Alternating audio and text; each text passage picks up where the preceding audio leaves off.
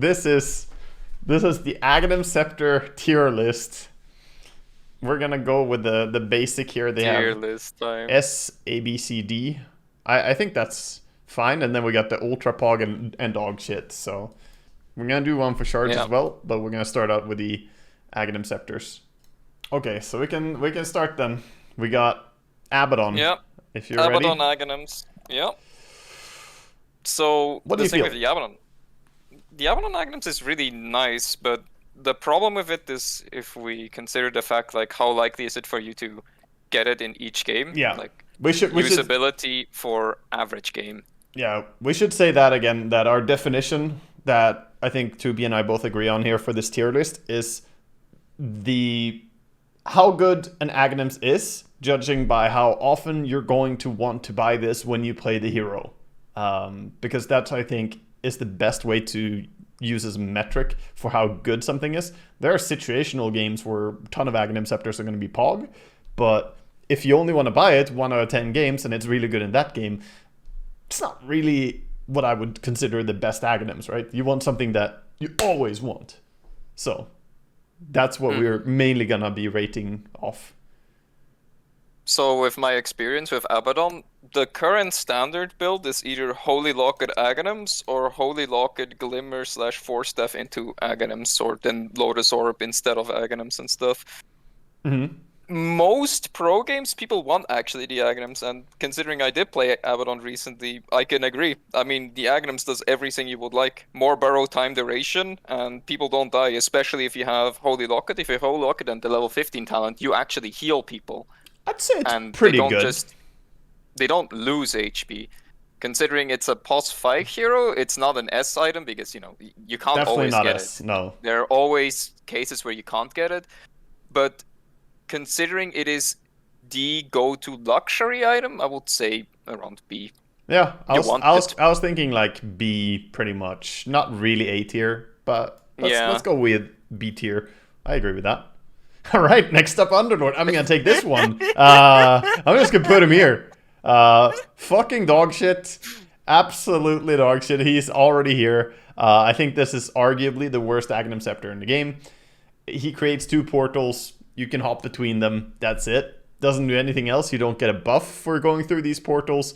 It takes time. It takes like 2 seconds channel time to go through these portals. 2 seconds channel, which means you can get stunned even. So... Yeah. You can even misclick it, you know, and channel it when you want to right-click some enemy who's standing under the portal. If the enemy goes under the portal, I think you're actually going to click the portal instead of the enemy. I think so. It's actively bad at that point. You can actually grief teammates. Yes. I think it's the worst Aghanims probably. I'll put that in dog shit. It's great. I've literally never seen this Aghanims be relevant, and if it was relevant, I mean, then you probably could have won with whatever item anyway. So yeah, that's pretty bad. I'm gonna take the next one too because I think Underlord is too easy that doesn't really. Unless you have something to add about Underlord here. I mean, you can add if your carry is like AFK farming in the jungle, you can force him to join fights. Like, yo, come on, go into this fucking portal. You can't force him. You're just putting a door next to him. Like, please step through the door. Please step into the door, help us. All right. That's the only time. So next one up is Alchemist. Alchemist, of course, his Aghanim's ability pretty much is being able to give Aghanim's abilities to other people. On top of this, Alchemist giving Aghanim Scepters keeps the stats now, I believe. I think they gave it back. They took it away, but now I think he gives them. If someone has an Aghanims, they get the gold returned. Yes. And on top of that, he can use it on himself. And if he uses it on himself, he gets bonus damage, 30, I believe. And then he gets Spell Amp as well. No, he gets both. Spell Amp and damage for every single person who has been gifted an Aghanims before. I think it goes up to at most 120. I don't think it counts yourself if you give it to yourself. What? It does. Does it? So you get 150? Giving it to yours. Yeah. Okay. You can change. Well, now it's good to eat it. Before it was like, oh, you can keep the Aghanims if you want the stats, and then you eat it if you need inventory space, and then you turn it into more damage. But now you get both. You get both the stats from the Aghanims and additional damage in Spellam for having consumed it yourself. Prepare for battle. Yeah, I mean, I would say this one is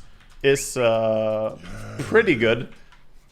It's not necessarily like amazing, but I think it's a decent one. It depends how you look at it. With like, obviously, if the game goes long enough, Alchemists will always buy Aghanims. There's no question. Yeah.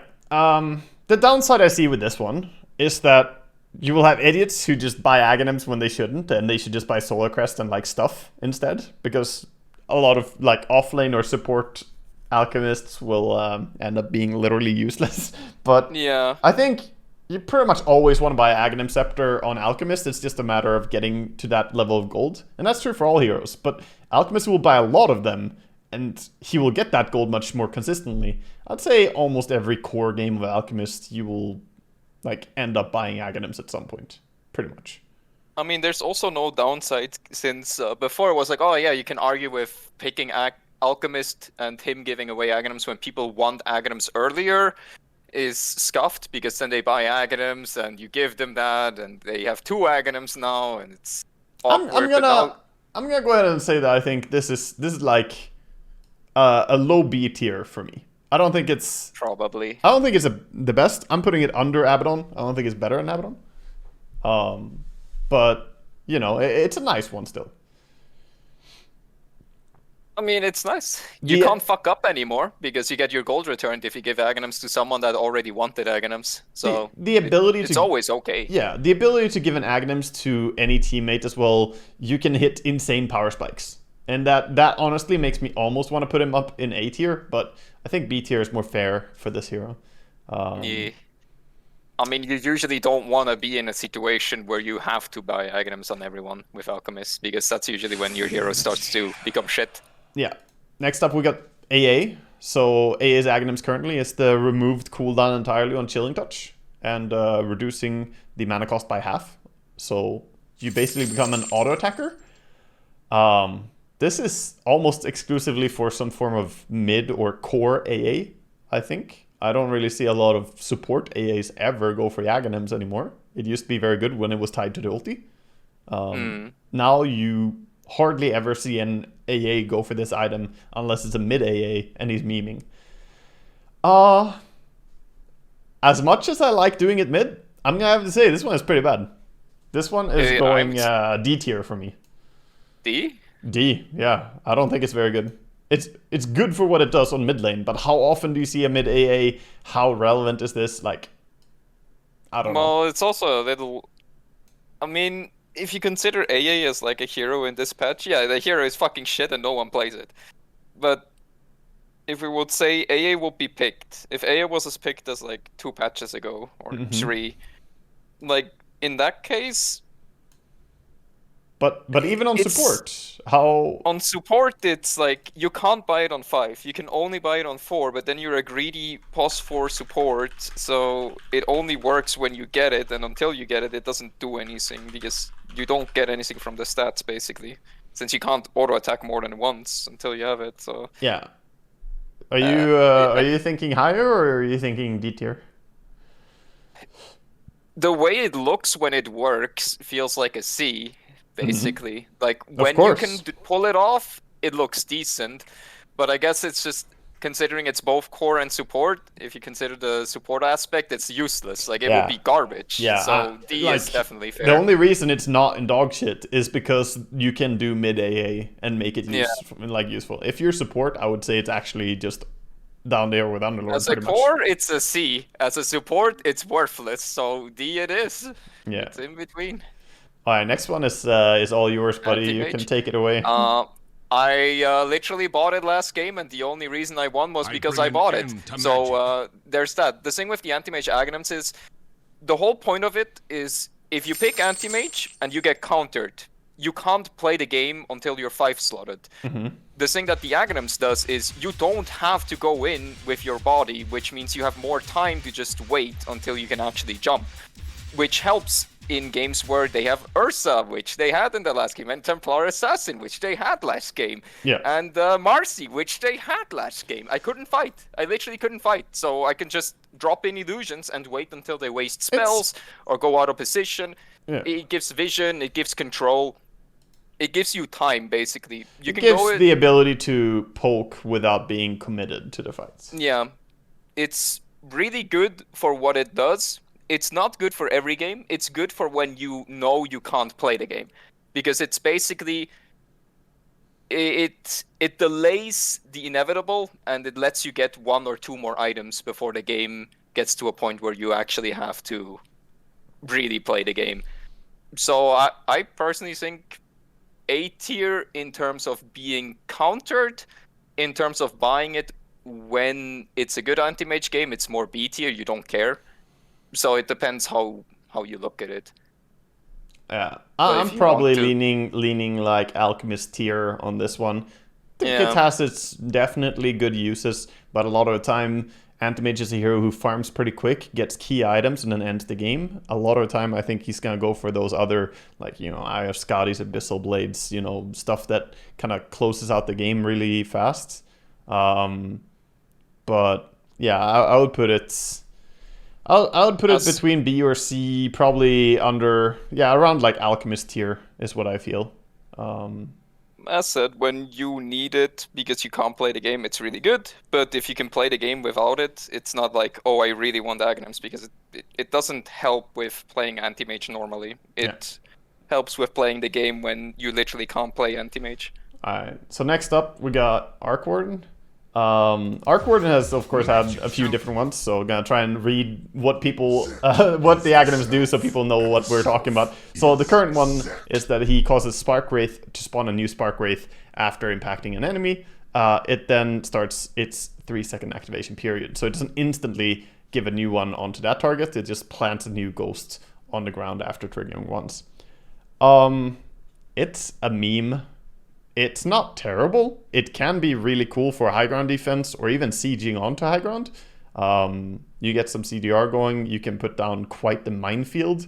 Against certain lineups, it can be garbage because illusions will kill these really fast and easy. You can also have heroes who can collect all the ghosts and then like sleep themselves on Bane or some shit. I'm gonna say C. A pretty generous C tier. It's very funny when it works, but a lot of times it doesn't work. It's countered by so many items, Manta style or illusion heroes or any summons, and then occasionally even creep waves themselves. Yeah. But when you don't have anything, it's dreadful to play against. You have heroes with low magic resistance, it no can summons, be no Manta. like game winning on its own. Yeah. So that power is why I'm not putting it lower. I think it's not a very good Aghanims overall, but there are games when it can literally just destroy the enemy, and for that I'm giving it C tier instead of D. Yeah. Axe. This is a funny one. I think Axe is underrated Aghanims by a lot of people, so this might be a surprising take here for some people. I'm gonna say that this one is pretty high tier. Not necessarily that you very often will like be able to afford it, so it's gonna get some deduction for not being able to buy this item too often. But the 3-second cooldown reduction on Berserker's Call is huge for Axe in late game. It's an AoE BKB piercing disable. Getting CDR on that is fantastic. And of course you have the armor reduction and armor stacking for yourself. I'm not quite sure where I want to place it, but I think it's a lot better than some people imagine it is, just by the CDR. I mean, considering you usually can't get it early, I don't think you can put a B tier. No, I would put it There's C tier. never- Is what I'm thinking. Yeah. I mean, it's the same as Rkwarden. Yeah. Occasionally it's game winning, and it has huge combo with both 25 talents. Either you get the battle hunger damage and you just get a lot of burst damage that is also BKB piercing. If you use Berserker's Call and they're BKB'd, battle hunger will be affected by them. Like, it applies it to them. Yeah. So you can just get a 150 damage nuke. Yeah. I mean, DPS spell. He goes Onto Rkwarden them. tier for me. Same. Next up, Bane. Bane is... Well, Bane is usually one of those plus 5 heroes who doesn't get any items at all and is poor as fuck. But Bane's Aghanims is strong, dude. It is a In this strong meta, one. they pick Bane for. Yeah. So as long as Bane doesn't get nerfed, he is being picked for and goes Aetherland's Aghanims. Yeah. And what his Aghanims does is reduces Fiend Script cooldown by 45 seconds. An immense CDR. Putting a 55-second cooldown for Fiend Script. And your Fiend Script gets 2 illusions that are channeling the Fiend Script that take 200% damage, even though the game says they take 700% damage. Dota doesn't really know what the fuck it's doing, so those illusions are harder to kill than they should be. And for this very reason, I'm throwing this shit in the A tier, welcoming our first A tier here. Probably. I think he could go B tier. I had it once. I had that Aghanims once, and the game was over after I had it. You just walk up to someone and they're dead. Yeah, you literally destroy the game if you get this item. Even as a plus 5, you can just straight up say, okay, that guy is done. Like, it's extremely hard to cancel your Fiend Script, and you have Fiend Script all the time. You can have team fights where you get 2 Fiend Scripts out as a Bane. Yeah. Like, that is scary. It's so yeah. pretty great. Yeah, that one goes with an A tier for me. Yeah, Silencer or... Jakiro can, but he has to position himself insanely well. Shaker, Ravage, Shaker, yeah. Void Spirit with Aghanims can do it. Some heroes can, of course, stop it. Yeah, but it's it's still such a very small difficult. amount. It's very a difficult. very small amount of heroes that can do it. Yeah. And a lot of heroes straight up can't, you know. Yeah. Is this list just who has the best Aghanims if the buff is given for free, or does it take into account the item progression and farming it? It takes into account the ability to get it and the value of having it. If it was given for free, the list would look very different. I think it would not be very practical. So even with Bane being a poor hero and unable to farm very fast, I'd still put it A tier. I think it's extremely strong. If Bane was a richer hero in general, it would be in the S or Ultra Pog tier. What is this list? For Aghanims Scepters and how usable they are per game. Next up, we got Batrider. So Batrider's Aghanims, Flaming Lasso grabs both its target as well as the nearest allied hero of that target within range. The secondary target is tethered to the first, and that's it. You just guess flash lasso. It doesn't give CDR anymore. It's just double lasso, nothing else. Yeah. Instead, you have your CDR Pretty on bad. 25. There was a patch when it was insane, when it CDR'd, when you cast it on allies, and then it splashed onto enemies. That was the most broken shit ever, because you had a 20-second cooldown lasso if you used it on allies. Yeah. That's not what we have anymore. I'd say this is pretty weak. I mean, I'm not really saying it's ultra shit, but it's between C or D, for sure. It's better than AA, but worse than X for me. Yeah, high D tier? Yeah. Top tier D tier is probably the best you can give it. Like, it happens so rarely, because Batrider usually goes on people that are completely alone, especially in high and professional and immortal. There's never anyone next to Batrider's target.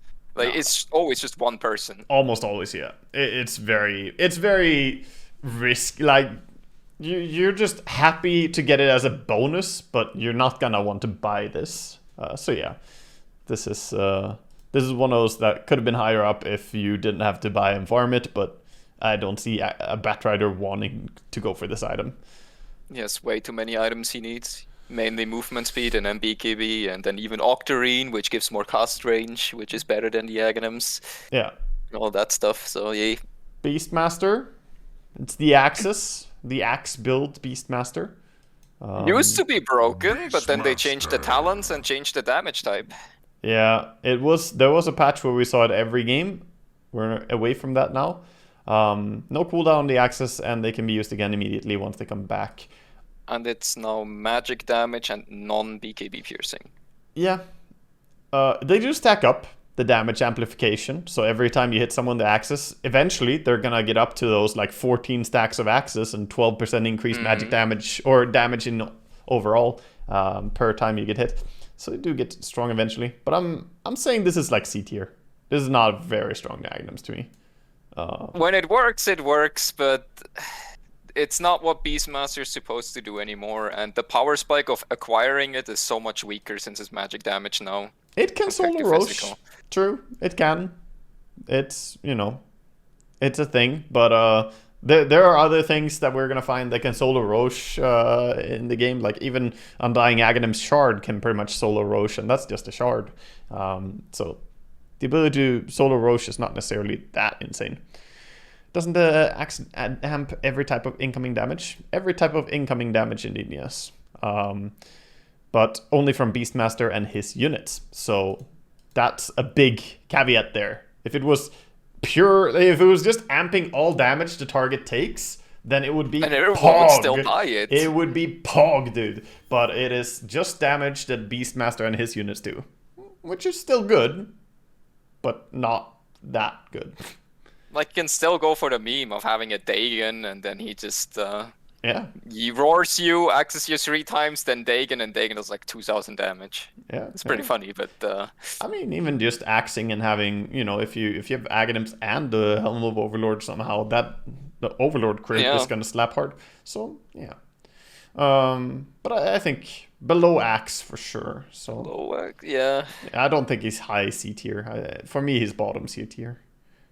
In this patch, for sure.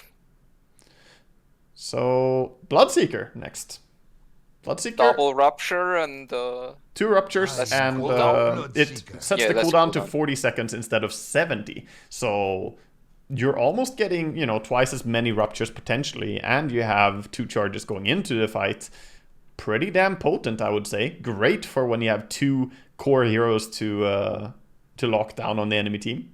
Even as a Linken's counter, since Blood Rage can no longer be targeted on enemies, you can actually just double Rupture if you have literally 0 Linken's breaks. True. It's a BKB piercing Linken's break for your spell as well, you know, so it's nice. You will buy it if it counters someone, but you will not always buy it. Bloodseeker at the moment is more about focusing on becoming a real right-clicker, and Spellcaster Bloodseeker is pretty underwhelming. They nerfed Bloodright a lot. Yeah. I'd say this deserves to be in B tier for me at least, though. For sure. I think it's I mean, the powerful. initial damage talent and the cast range talent, you can do, like, what, 500 pure damage by just casting it on people, if not even 1,000, if you also have the Blood Rage spell amp talent. Yeah. You can do a lot of damage. This is going below Abaddon for me. I swear I'm throwing him right below Abaddon. I think he's pretty great, but it's also a situational Aghanims. It's not, like, great in every single game, and you're not going to see it always.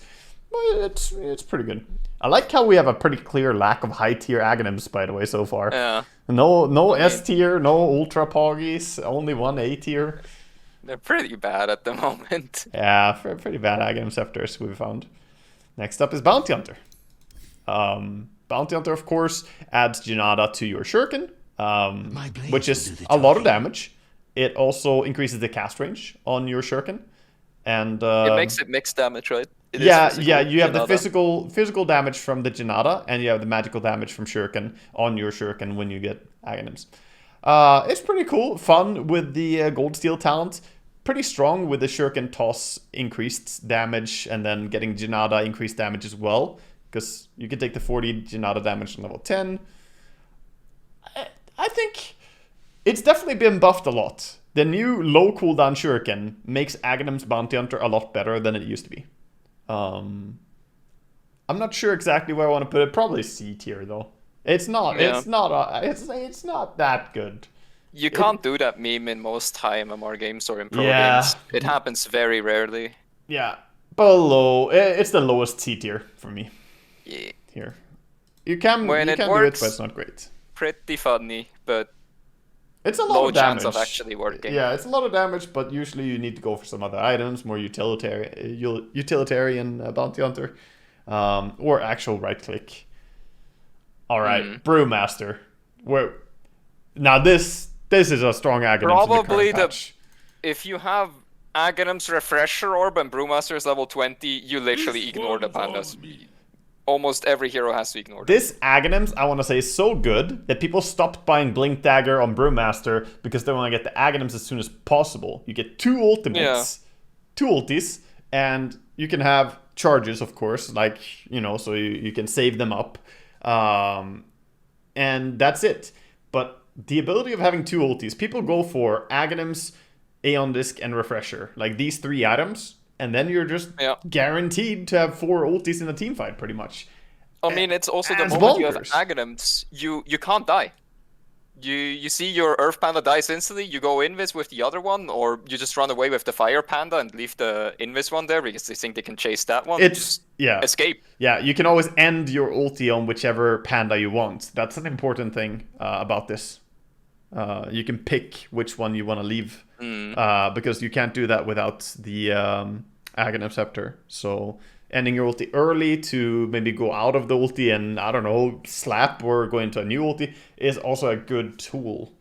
I think this one goes straight up into S tier.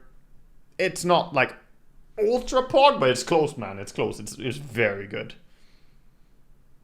For me, definitely an S. I mean, the moment you have everything, it is ultra pog, though. If you have Aghanims Refresher and he's level 20, there's nothing you can do. There will be Brew Master pandas there. Yeah, maybe actually sliding all the way up in Ultra Pog. That's true. For now, I think current patch. I think current patch. We can revisit the S tier after we go through everything, because it's relative to the others that we're gonna find. But for now, a clear S tier, and we'll see what we can get. Bristleback next up. Bristle Aghanims. Annoying as fuck if he gets it. They nerfed it and people stopped buying it as a first item. Yeah. It is still needed if you go carry Bristle, which sometimes happens. I think people do it every now and then on offlane Bristle, though. You just get your Vanguard. You do it on offlane as well. Get your Vanguard, get your Hood into Aghanims. I've seen it a lot of times. Don't see too many Bristlebacks in this patch, but when I see them go for this. They have to get Aghanims at least at some point. It is always an item you get. It's incredibly quality of life. You can get more auto attacks out by having it as well, because your Q becomes this AoE, insta spit. So I think it's pretty damn good. Not better than Abaddon, I wouldn't say, but some B tier here for sure. Yeah, I'm putting him under Bloodseeker. Probably under? Yeah, he's right around there. Probably. High, middle B tier for now. Middle B. Brute Mother, the one that I saw once. I use it once. Yep. I haven't seen this one much. This is the snare. Brood Mother creates an invisible snare that is completely invisible, that you cannot reveal. That will root enemies if they walk into it. They take damage, 100 damage for 4 seconds, and it also pings the minimap when someone steps on your web or into this thing. You can only have 5 of them active. It has, I think, a 20-second cooldown or something. You have some charges. I think it's bad. Ultra Pog? Definitely not Ultra Pog. This is. I mean, it's really cool in concept, but it's so worthless. Yeah, this is like. This is like below AA to me. This is our second worst one so far. It's usable. It's just Brute Mother Brute Mother doesn't want it. She doesn't want it early. The other problem is it requires the enemy to also make moves for it to do anything. Like, yeah, it's better than Underlord, don't get me wrong, but yeah. The thing is, the prime example of it being useful is the enemy smokes or has Mirana, and you put it onto stairs where you think they walk into, and then you spot them and you can move around it. But it requires so much communication, and it doesn't actually do anything other than evading ganks, basically. It's pretty bad. It's worse than Templar traps, and Templar doesn't have to pay to use traps. Yeah. Short shout out here for the guy. When the patch was released, Waga, you thought the Brood was gonna be broken. Waga, you remember? I told you Brood was in the dumpster. She's top 7%, top 7 in win rates in current patch. By the way, people are picking her again, and she's winning on offlane. I want to let you know that she is first ban whenever any team has a good Broodmother player, and she is insane. She was first banned a lot in DPC against 33 and other Broodmother spammers, and she is the 7th highest win rate in Divine Immortal right now. So definitely not garbage. However, the Aghanims itself is weak. It's pretty bad. Next up we got Centaur. Centaur has had the same Aghanims for quite a while now. It's the Stampede reduces damage for your allies, for yourself, and you're able to run through trees and cliffs. It also increases the duration by 1 second on your Stampede. I think it's 40%, right? Is that what it's at now? Yeah, 40%. It was 50 or 60%. Yeah, then they started nerfing it. It's currently 40% damage reduction. Pretty good, but I mean, there was a time when people bought this on Centaur every single game, but like you said, it was nerfed. Don't see it that much now. It feels like a worse Abaddon Aghanims in some ways. The damage reduction, like Abaddon heals. It is. It's less duration. It's less damage reduction, and it is global, and it gives you unobstructed movement, but it's for a very short period of time. Yeah. You know? The thing is, very often you want to use your Centaur ulti to initiate on the enemy, and in those cases, perhaps you don't want the damage reduction then. Because you're like charging in and the enemy might have to run away, or you're stunning them, in which case they can't really do anything anyway. So it's awkward once you buy it, because if you have Aghanims, you kind of want to hold it until the enemy like black holes or do something. It's good against Black Hole, Chrono, Magnus. Yeah, you mitigate damage. Yeah. But then you have to use it differently. So for me, it's if you're behind and you can't play the game since you can't initiate as the Centaur, you just turn into a silencer that just stands all the way back to make sure that he doesn't get gone on, and then just press a Stampede to save teammates. So it's good if you're behind, and it's really bad if you're ahead in most cases. Yeah, agree. Probably around Axe and Beast Master for me. Like when it works, it's really good, but it's just you don't want to do it. But if you have to, it's good. I'm throwing it between Bounty and Beast. That seems appropriate somewhere there. It's around that tier.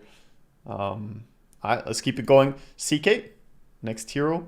You get one more illusion, and you create an illusion for all of your allies. Yes. It no longer gives CDR. It doesn't CDR. It just makes one illusion out of all your allies. Keep in mind, though, CK illusions were sometime back made into strong illusions. So they do not die to Hex or Mana Drain, meaning that those illusions are pretty annoying to deal with. But even if you have a good CK game as a carry, you pretty much want to buy like all other items first, since you don't get CDR from it. When it gave CDR, it was very high tier. I play a lot of CK, but I would say this is an item I quite rarely would go for. It does dispel allies as well when you cast, So, but you already, you're already probably wanting to buy other items, because CK is very bad at farming, and he benefits a lot from every item he gets. This is like compared to Shard, if we do that comparison, like even as an offlane CK, you rather go Octarine Shard, like unironically. You rather do that than Aghanims. So Octarine is great. To all the other item builds, it's not something you want to do, even if you're support or offlane. Like, it's something CK buys if he feels like it's good.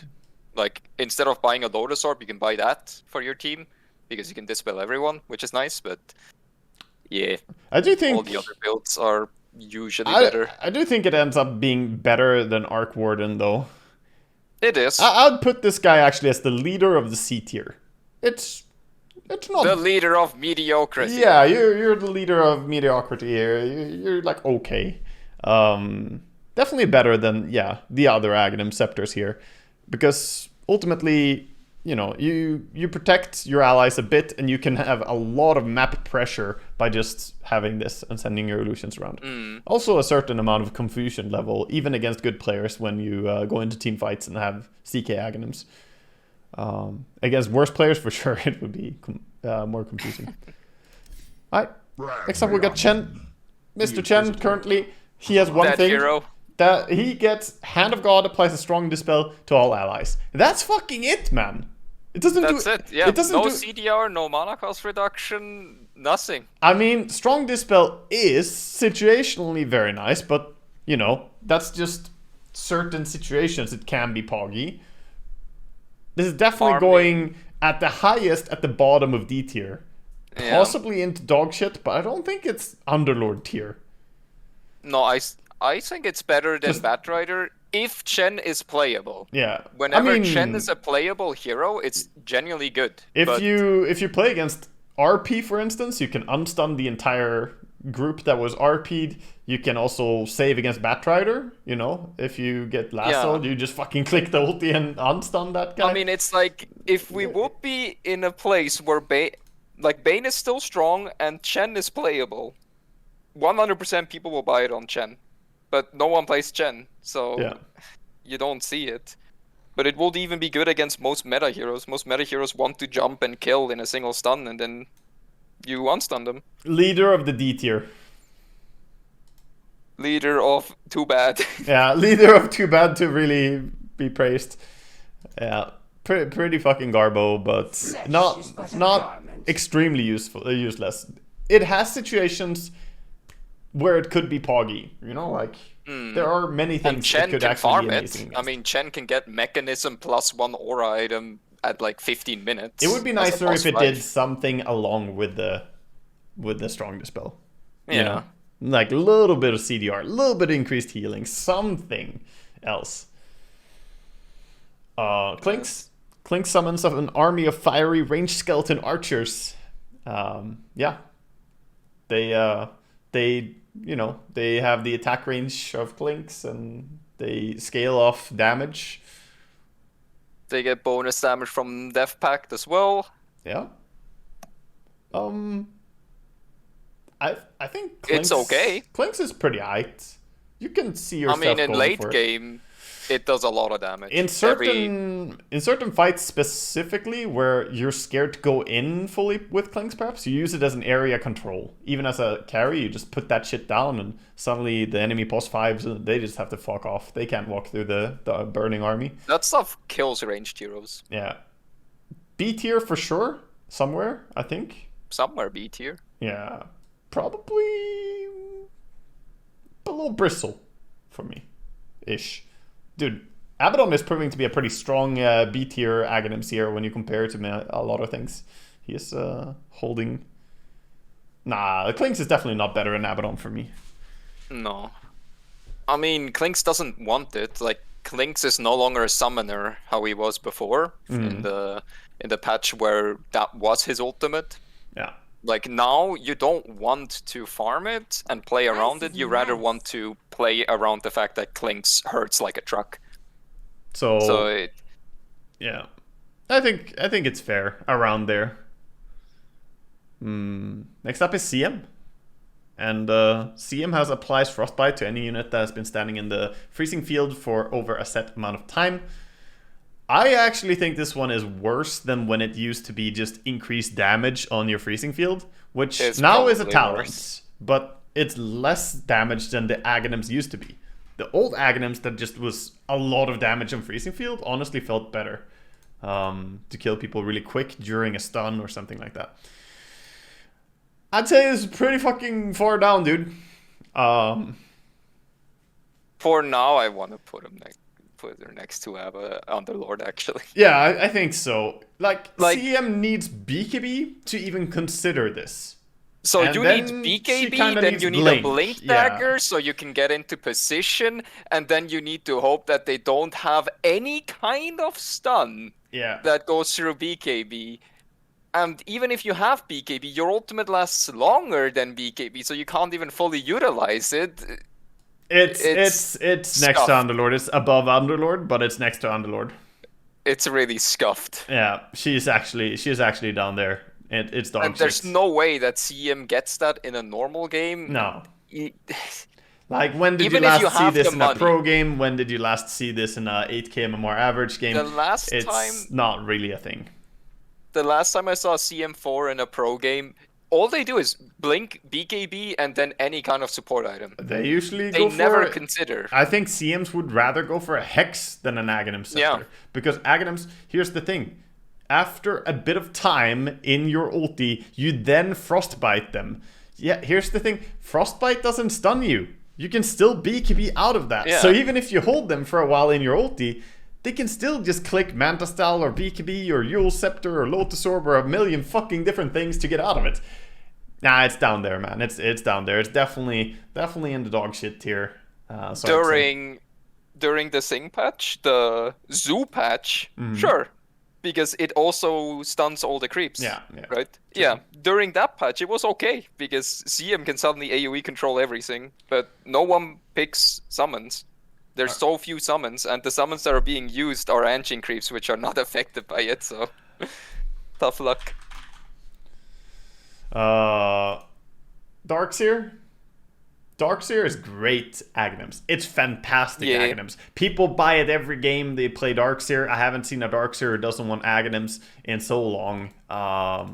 Watched a little bit in DPC, Darkseer going like Vanguard into Orchid builds instead, but in general, they swing back for that Aghanims within their first 4 items pretty much always. It is so good. This is A tier for sure, in my opinion. I don't really say much about it. It's more duration on... Right? It's more duration. More duration? 2 charges and 300 HP. Exactly. Yeah, 275 bonus HP that you can give to creeps, that you can give to your allies. And like you said, that 20-second increased duration on Iron Shell makes it a 45-second Iron Shell. So you can Iron Shell your creeps all the way back at your base. That's still going to go and push out somewhere. The quality of life is great. Yeah, I'd say it's higher than Bane. It's the top of the A tier for me. For sure. This is a great Aghanims. I mean, on release, it was so good that every team picked Darkseer. Yeah. After he came out of the dead, just the Aghanims made it so that people suddenly picked Darkseer. Nothing else changed about the hero. How the fuck is Bristle below Darkseer? Because he's fucking shit compared to Darkseer. No, he's pretty far below too, dude. Bristle is nowhere close to top of A tier right now. He's holding his own down there in the B tier, but Bristle Aghanims is not nearly as good as the Darkseer Aghanims. Not nearly. Next up, we got Willow. We see a bit of memes lately. Topson been playing some Aghanims Willow lately, and you know, some people trying it out. It hasn't really become the norm. It's not really popping off, the Willow. Some people have tried mid Willow and it looks okay, but the hero is not that strong at the moment. You know what it's really good on? Morphling. That's what it's good on. Yeah, it's good when you're Morphling and you see a Willow. That's what... Yeah, I mean, if you're Morphling and you identify yourself sexually as a Willow, Fuck, buy man. it. Yeah. Buy it. Yeah, this is a C tier, right? On support Probably. Willow, it's bad, but on core Willow, it's really good. On 4 Willow, it's good in late game. You can always swing back for it because she has an attack speed town, so you can always make use for it. But as a support Willow, you don't go into the game knowing you want it. You'll do it because the game is just not ending, and then it starts to get good. Because the later it goes... I'm actually gonna put it up in the B tier. I'm gonna throw it next to... Between Clinks and Bristle is where I'm gonna put it. That good? Yes, because I've seen some support player Willows actually go for... There's some psychopath who goes for Mask of Madness on pos 4 Willow and goes Aghanims, and dude, he kills shit. He like murders. And the fact that we've seen it experimented with quite a bit, I think it's undervalued how strong it is, even with no attack speed. Yeah, I actually cannot, in good faith, put it between like CK and Rkwarden or down there. I think it's actually a B tier. It is really strong, but it it's a bit Gamba, you know. It's a bit Gamba. It doesn't have to be a mid Willow to do it though. It can be done from the pos 4 I mean, easily. just attacking 3 times instead of once is already like a 500 bonus magic damage. Even just being able to attack once, but still being in Shadow Realm, you know, just that is also a thing. Because being in Shadow Realm is a very good bonus. And she has great talents currently for the Shadow Realm. That's the big argument here as well. Yeah, she has CDR. You have not just that, you have duration increase. You have 2-second CDR and 2-second duration increase, and then you could go Octarine on top of that. If you go for this build, then you have 2 seconds of existing, and then you come out of it. But that's for like mid Willow, full committed. I think it goes for me in the B tier. Yeah. Dazzle. Oh boy. It is a Dispel, 100 bonus damage, and 100 bonus healing. Yeah. It's no longer the auto attack thing, but the Dispel can be fantastic in games. It can do cute stuff, but I think this one goes pretty far down still. It's like the best case scenario. Offlane Dazzle goes Holy Lock at Aghanims, you 5-man, and then you end the game. Yeah. That's the best case scenario for that Aghanims as it is right now. But Greaves is just like nicer a lot of the time. Yeah. Because that gives mana to your team as well. And it gives you mana to keep doing your shit. And it's better build up because you get the Arcane Boots which get CDR and you get the Mechanism which gets CDR, so you can use them more often, and they give better stats for Dazzle himself. Yeah. Dazzle had a lot of stupid Aghanims, dude. He had the AoE Grave. Yeah. Remember that? He had AoE Grave, he had the auto attack thing. If the enemy team has Magnus, I can play the game. If we get 4-man RP'd, I'll just Grave, because we're totally not fucked if we get 4-man RP'd anyway. It's fine, I get a refresher orb, so we're gonna stay alive after the RP. Yeah, no, this one, it's D tier for me.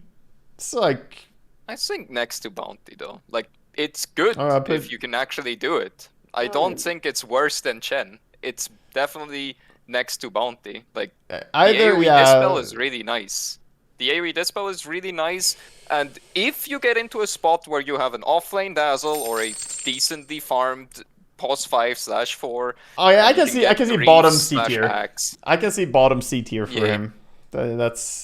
I can be down with that. There's also some really pog stuff, should be shout out, that you can have like Greaves or Lotus on Dazzle and then Aghanims. And if you play against Silencer, you just pop your Greaves or Lotus yourself and then you dispel your entire team with the heal. Very pog. There are a lot of lineups where Dazzle Aghanims will counter them, like Venomancer, Bounty Hunter, Axe to an extent, Bristleback, and all of that stuff. Dark Willow, Willow uses Terrorize, you use 1 Shallow Grey. Bramble Mace and her E as well, dude. Everything. Yeah. Everything from Willow, it's all gone. Like, he can hard counter so many heroes, so it's good when it works, but getting it is awkward, and it requires you to pick Dazzle as a counter pick, which means you don't want to pick it up unless it's the ideal situation. So, DP coming up, she is Exorcism buff whenever an enemy is affected by Death Prophet's spells, or when she attacks an enemy, a ghost will fly out.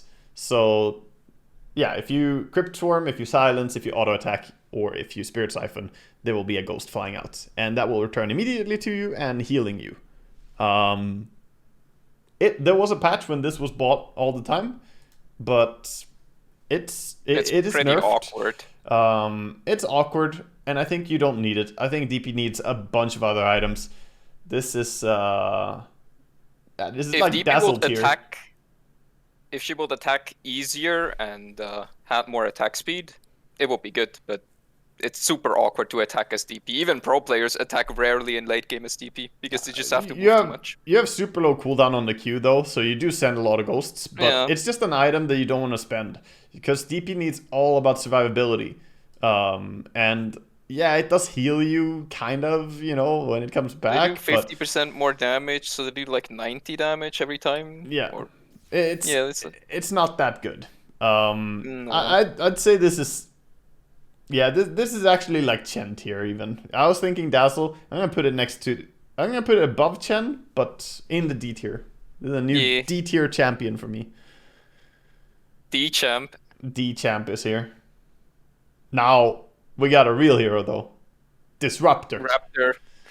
I mean, that's a tough one in some ways, because it's pretty committed when you go for it, but it is literally game-winning. Literally game-winning. Compress BKB, compress Satanic, compress anything, compress your buttons, nothing. You're done. Yeah, this is a very strong one. It doesn't get to go into S tier because we got to consider how easy it is to achieve, how often you go for it, and so on. I don't think it's like Brew Master level good, but I think it's better than Bane. I'm gonna put it. Definitely. I'm gonna put it under Darkseer, above Bane in the A tier. Yeah, it's a great Aghanims. It wins games. At 40 minutes, enemy carry, no buyback, you smoke, you press that button on him, he dies because he can't press any buttons, you win the game. The later the game goes, the better this one is, you know? This is like an Aghanims that if you pick it up at minute 60, it's in that situation gonna be like ultra pog, you know? Like it's gonna win games. If you get this like minute 15 or some shit, it's like, yeah, you know, you're not gonna get it that early unless you're doing some core, but yeah, this Aghanim scales extremely hard in the late game, and it will become ultra pog as you go down the road. Like it doesn't do anything early game since most people will not have BKB. It doesn't give bonus damage or CDR. It's really just a late game item where it really counters stuff. Yeah, for sure. Asking a question of how is 275 HP Iron Shield better than AoE Mute? Because it's not just HP on Iron Shield. It's increased duration, and it's also more charges. So you're gonna end up having twice as many fucking Iron Shields going as you would otherwise. You're gonna be able to farm stuff that you couldn't. We can dive in for a long time to talk about why Darkseer is where he is, but he is there for good reason, sir. It is a fantastic Aghanims. But yeah, I think Disruptor definitely earned his place right there. Doom is a weird one. Doom is they a bit fuck of a with weird Doom a lot. Now it's 6 seconds more duration on Doom, making it 22. Yeah, 22 seconds Doom, and it breaks. And break. Yeah, it's a source of break. A 22-second duration break, which is the longest break in the game by far.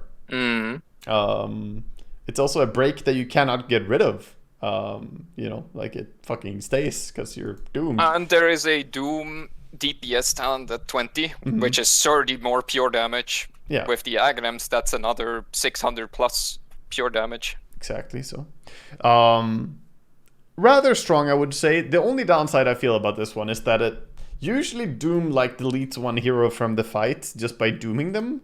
And buying Aghanims to make it so you remove that hero even more is not always what I see Doom players need to do. I mean, they need to be tankier. They want to be in the middle of the fight, and Aghanims doesn't help. I often see them go refresher before they do that, so they have 2 BKs and 2 Dooms. You know, like the Aghanims is kind of down the road for Doom. It's nice, but it's kind of situational, isn't it? Because it's great. It's not necessary. It's great when it breaks something that has to be broken. Like Lifestealer. But that's Spectre. situational, so, and that doesn't do very well in this tier list.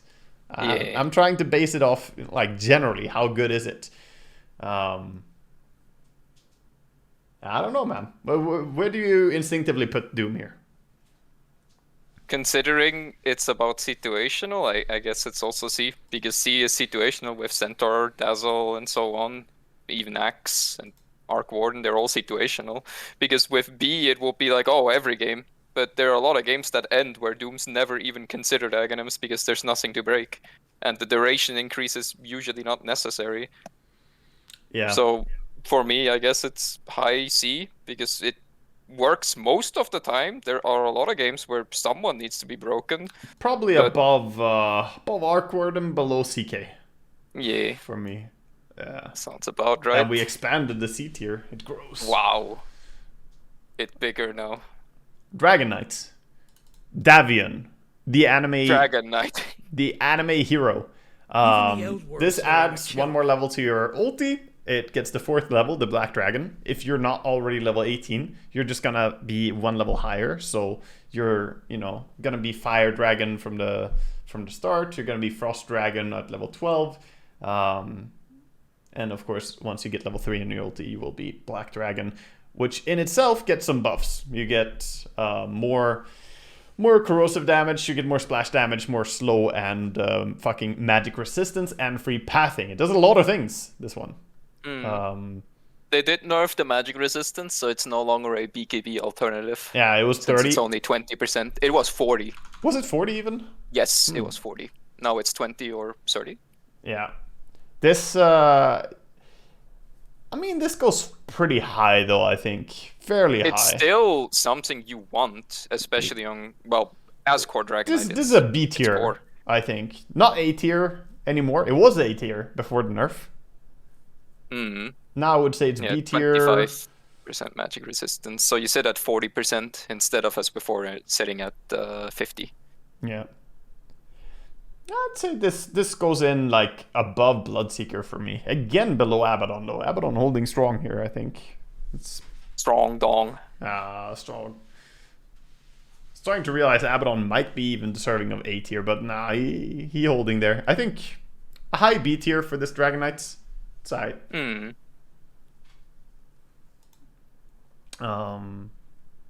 Drow Ranger. Drow. I have not seen that Aghanims since they nerfed Tesla Ranger. Not seen it, basically. It's another one of those. It's great if I get it for free, but I don't want to buy it. I'm gonna buy like 6 items. I'm gonna buy, you know, like full gear cap before I get this. It's nice if you get it for free, but that is not something that means a whole lot. It used to be really good before multi-shot existed. The alternative to... So, how Drow was before was like, oh shit, they have too many units, and I only have auto attacks. I have no AoE damage. I buy Aghanims, so I hit more. But now it's like, I press multi-shot, and I hit more. Yeah, so exactly. She kind of just replaced her Aghanims by having a new ability that did what Aghanims did. So it's pretty worthless. Yeah, I'd say that this one is going down bottom C or high D. Because this is not an item that you see almost ever anymore in Drow Ranger. And we see quite a bit of Drow Ranger, especially now with her Arcana. But even her shard does it better than what the Aghanims is supposed to do, because the shard does AoE damage when you kill creeps. So this is get like more AoE splash. This is right above DP for me. Yeah, this is the leader of D tier. Can I get you there? Yeah, there you go. Bottom of D tier for me. Now Shaker. A man who gets his Aghanims nerfed all the time just because of the existence of Morphling. It's so funny how they keep nerfing his Aghanims. Like, fuck, Shaker Aghanim's too good. But it's only because Morphling used it. Paying for someone else's sins. Yeah, honestly, dude. Honestly. Pretty damn good, though. Still. It's gotten a lot of nerfs, but still good. Being able to stun out the Shaker, though, is pretty rough. Yeah. The fact that he stops moving and falls out of the jump and doesn't even use Aftershock when getting dropped out is pretty rough. That was a big nerf. It was definitely S tier before that, because it's like, yeah, you jump. The moment you jump, there's nothing you can do. They did buff the cast range and the speed. It also has cleave now. So you get 40% cleave, making it for core shakers, which we see, you know, every now and then, mid shakers or offlane shakers.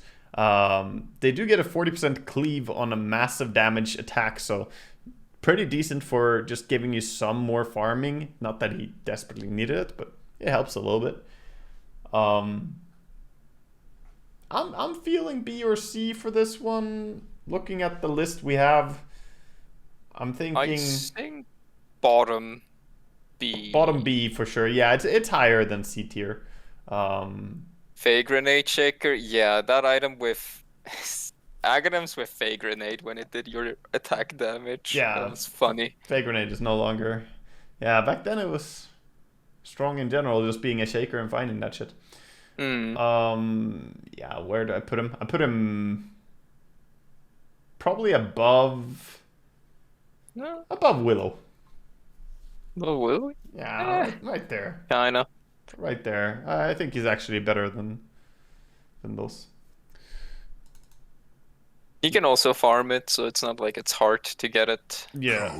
It just takes a little bit of time. And it can also replace Blink Dagger if it's a good Aghanims game. And it's also good with Blink Dagger on top of it, so... Yeah.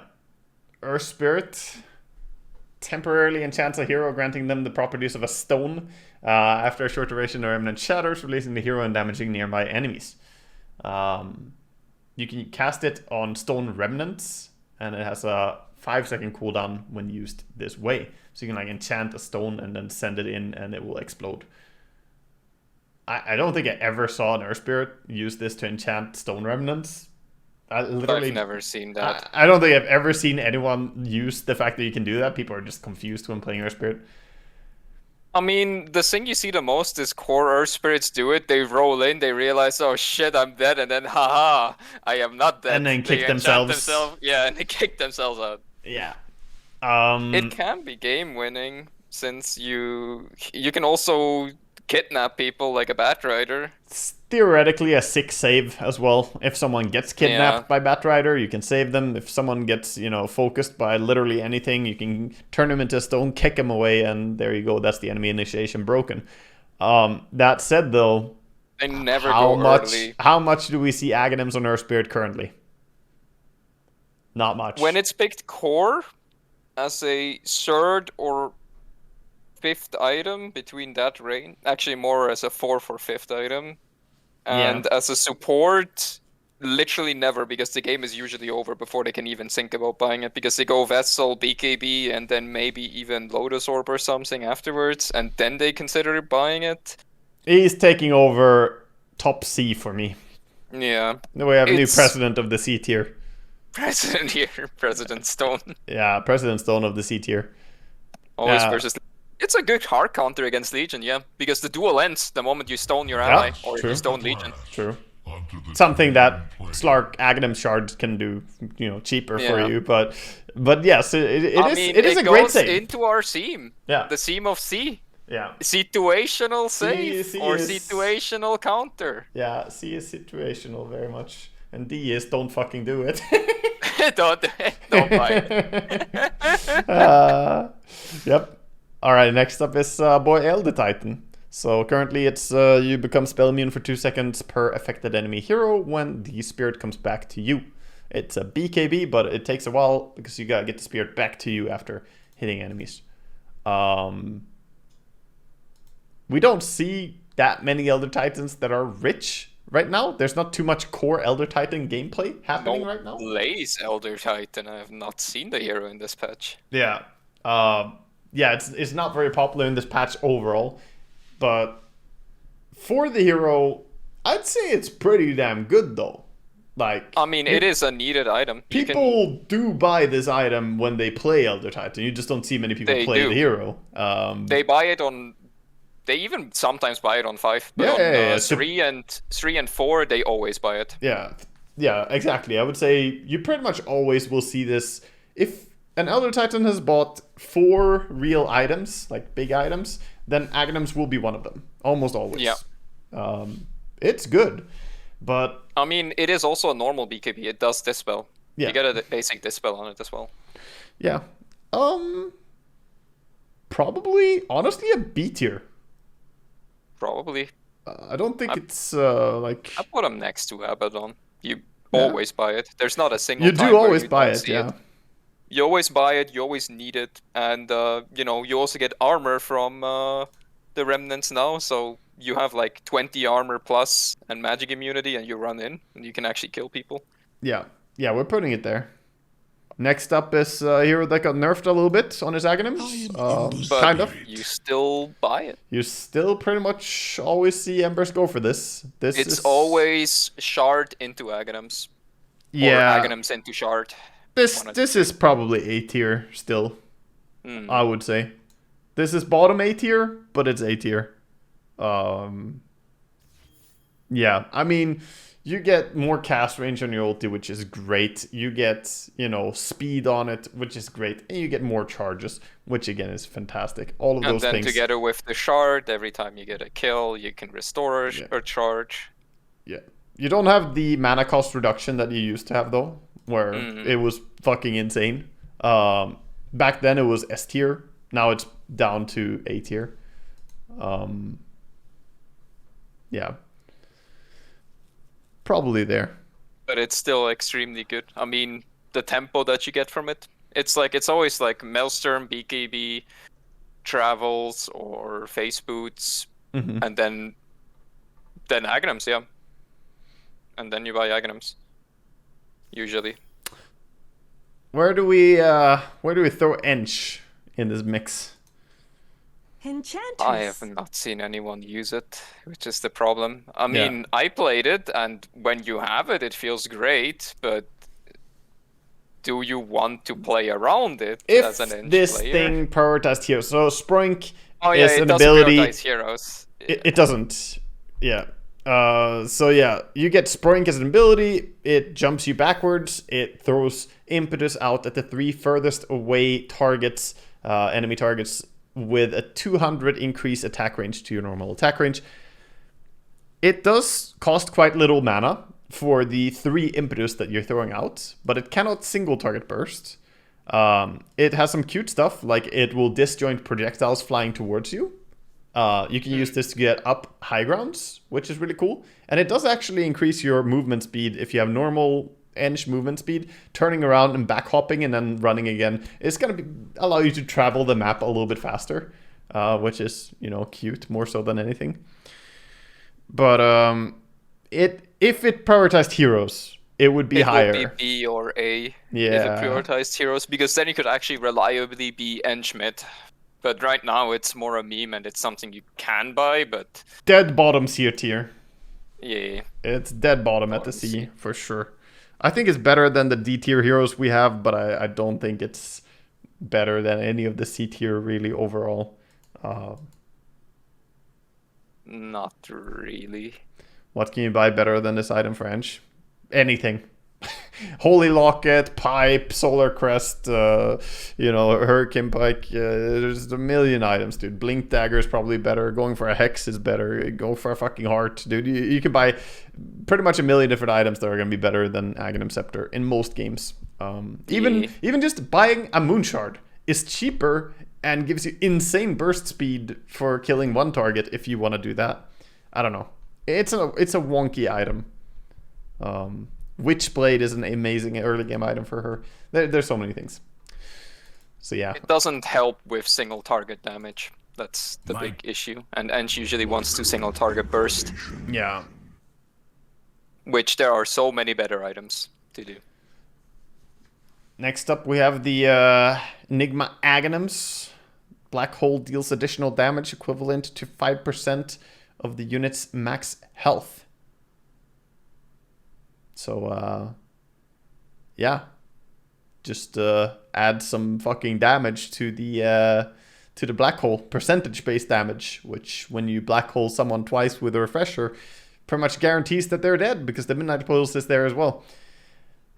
I mean, if you can't buy anything else anymore, you can consider it, because most Enigma games is like, oh, I need Refresher because I'm Enigma, I need a Blink Dagger, I need a BKB, I might need a Lincoln's, I will need a Octarine for more uptime, and then sure, maybe, why not Aghanims, because I am casting abilities. Yeah. I don't think you ever want to buy it earlier than I am already full build. I disagree a little bit. I think there are times when people will buy it before being completely full build. That 5% damage, I mean, it's 20% of your target's HP that you're killing just by this one thing. When you black hole someone, a fifth of their HP is going to be gone just by a single black hole having this upgrade. But I agree that there are a lot of things you want first. BKB for sure, Refreshers for sure, Octarine for sure, and Blink Dagger. Like, there's going to be a lot of items. But I don't think it has to wait until you're like 6 slotted and then a consume. I think it can be a 5th or 6th item for Enigma for sure. I'm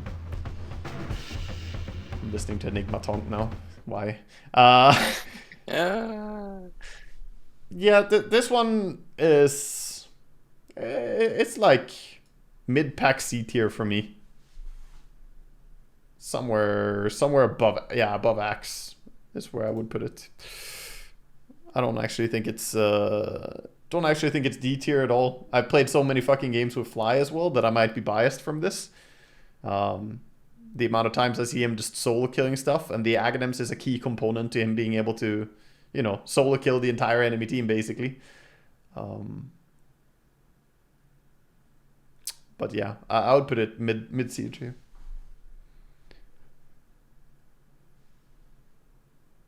Faceless Void. Faceless Void applies the time lock proc to all the units at the landing destination when you time walk. So you can time walk in and smack people. This one is tricky. We don't see a lot of Faceless Void buying this item anymore. There was a time when we saw it a lot. Currently, the Faceless Voids we see just go for damage items, kind of. Just Maelstroms and attack speed. The way they changed things as well. I think at some point they gave cast range. Now cast range is bound to the shard, and time lock doesn't really do innate damage anymore. So you have to already hit hard for it to do damage, and the time lock stun also got nerfed. You also have that the time lock damage talent for Faceless Void is competing with 120 attack speed during Chronosphere, which almost everyone takes. Generally, people take that 120 attack speed during the Chrono. When you watch Void is back to being I chrono, I kill. Yeah. And I'm not chronoing, and I will do sustain damage. Sustain damage Void is not a thing at the moment, so no one really prioritizes it. I mean, if you go off lane or support Void, which are a common thing now, they're not popular in dispatch, but they're accepted as common things. You will look at the Aghanims as a nice item, but as a carry Void, which is the norm, not your priority. If you get it for free, you like it, but you never consider buying it. Pretty much never buy it until you're 6 slotted, I would say. On Carry Void in this patch, it's not an item that people buy. It's just, it is one item that is ignored all the way through until you consumed your Moon Shard even, and then, you know, at that point, maybe you'll, you know, buy it. Yeah. But you'll save buyback over it as well, right? So it's like, it's not great. Bottom C tier for me. Bottom C, possibly D tier even. That's about right. Nah, I'm putting it D tier. I think it's D. During the Battle Fury Aghanims phase, that was pogged, and you saw a lot of Voids do it, but yeah. No one buys Battle Fury on Void. Everyone goes attack speed, and that's kind of what you do. Love it versus PL. For sure. Against PL, feels good to have it. But, you know, there are situations when all these Aghanims Scepters are going to be, you know, good. Apart from you, Underlord, you fuck. So there are times when some Aghanims are going to be good, but this goes pretty far down.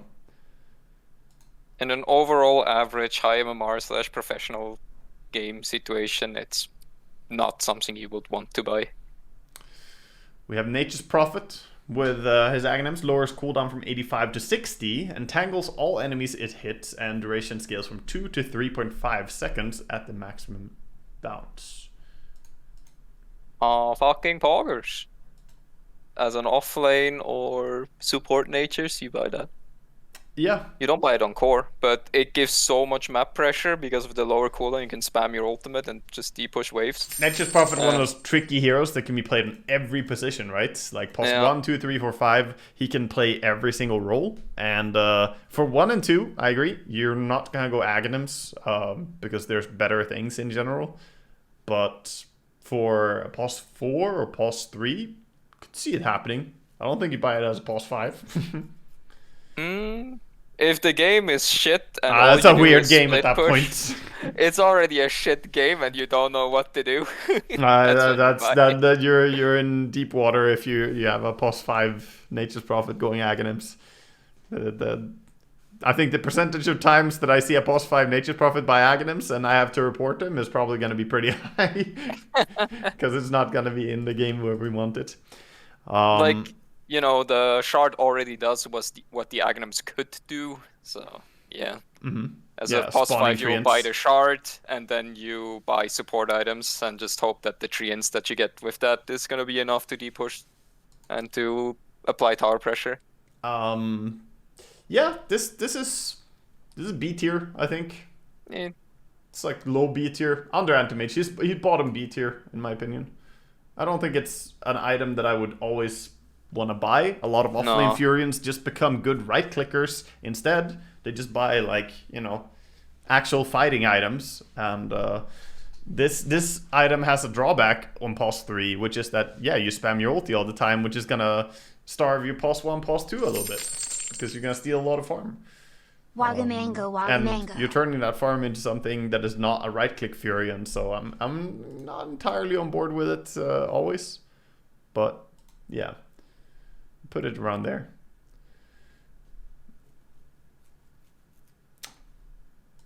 Next up we have what also can be described as a situational Aghanims. It's the Grim Stroke. I paint this world as I creates an ink illusion of the target enemy hero. Could be 2 heroes, of course, when Soulbind. Illusion is spell immune and has bonus movement speed and attack damage. Great against some heroes like Luna or Medusa. You get some really nice value. Good auto attacks. You can get a Terrorblade. I can do a lot. But in a lot of games, there's just not that good carries to turn into illusions as well, and then it feels a lot worse. Yeah. I mean, it's against agi carries or strong carries, it's always good. I mean, if you're behind and the enemy carry is far ahead, there's rarely a time where it's bad. Situational. Situation. Yeah, situational Aghanims, I would say. I think I'll put him next to Earth Spirit. I think it's really good Yeah. when it's a good game. It's really good. Yeah, literally game winning when it's good, and at worst it's not that bad, right? Yeah. Like it's not gonna win the game on its own, but still pretty decent even if you just do it on some generic carry. You know, some Mirana with a few items, like, fuck it, you know, we'll take it. Whatever. Why you know. not? Yeah, why not, you know? And those illusions are just one more thing the enemy has to deal with. The fact that they're magic immune can be really pog in some games. The enemy doesn't And know the how to bonus deal with movement speed is also nice. it. Yeah. Gyrocopter. He gets the side gunner that randomly attacks enemy units near the gyrocopter. Prioritizes the first unit away. And it keeps attacking while you're stunned. Yeah. So this with Satanic on Gyrocopter, if you press Satanic, then even if you get like Black Hold, you will still keep lifestealing through that shit very heavily. And even if you don't press your Satanic, you're still passively lifestealing something. It's a great farming tool. It gives you stats. This is pretty good for like fighting as well. It's overall a very solid Aghanims, I think. I mean, it's in almost every game first item. 20 months Yeah. pack. You basically never see a gyrocopter not wanting to buy it as before Maelstrom or after Maelstrom. Yeah, this is a must-buy item, I would say, for Gyrocopter, right? The only Yeah. time you don't buy it is if you're a support. But if you're a support, it's pretty dog shit. But I don't think many people, like, most people don't play support Gyrocopter. So it's Yeah. pretty fair to just evaluate it for its strength on core. And for core, it's either high A tier or it's S tier. Like, that's I how think good it S is. tier because you Pretty sure S tier. literally can't. Like, if you just look at the stats, I think this item is 120 attack speed Yeah. alone, plus 10 all stats, plus more HP and mana, and then plus the fact that you can attack while being stunned. Like, He's up there with Brew Master right now. Behind Brew Master, but he's up there. It's a great Aghanims. Really, really strong. Don't think much more needs to be said about him. Huskar coming up next.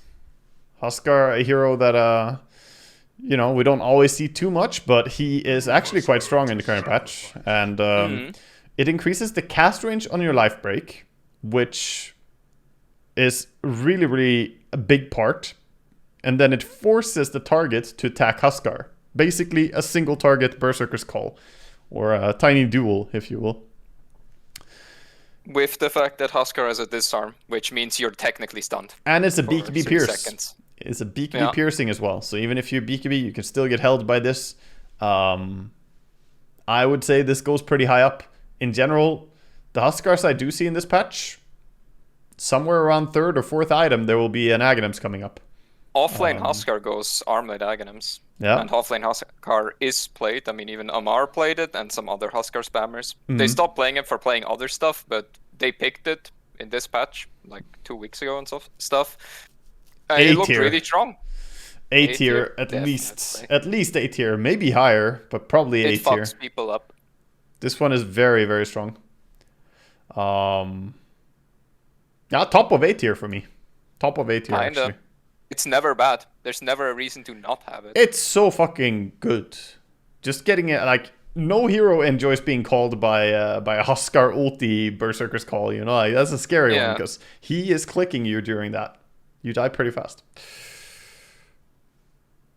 Yeah. Yep. That one is very pog. Next up, we have Invoker.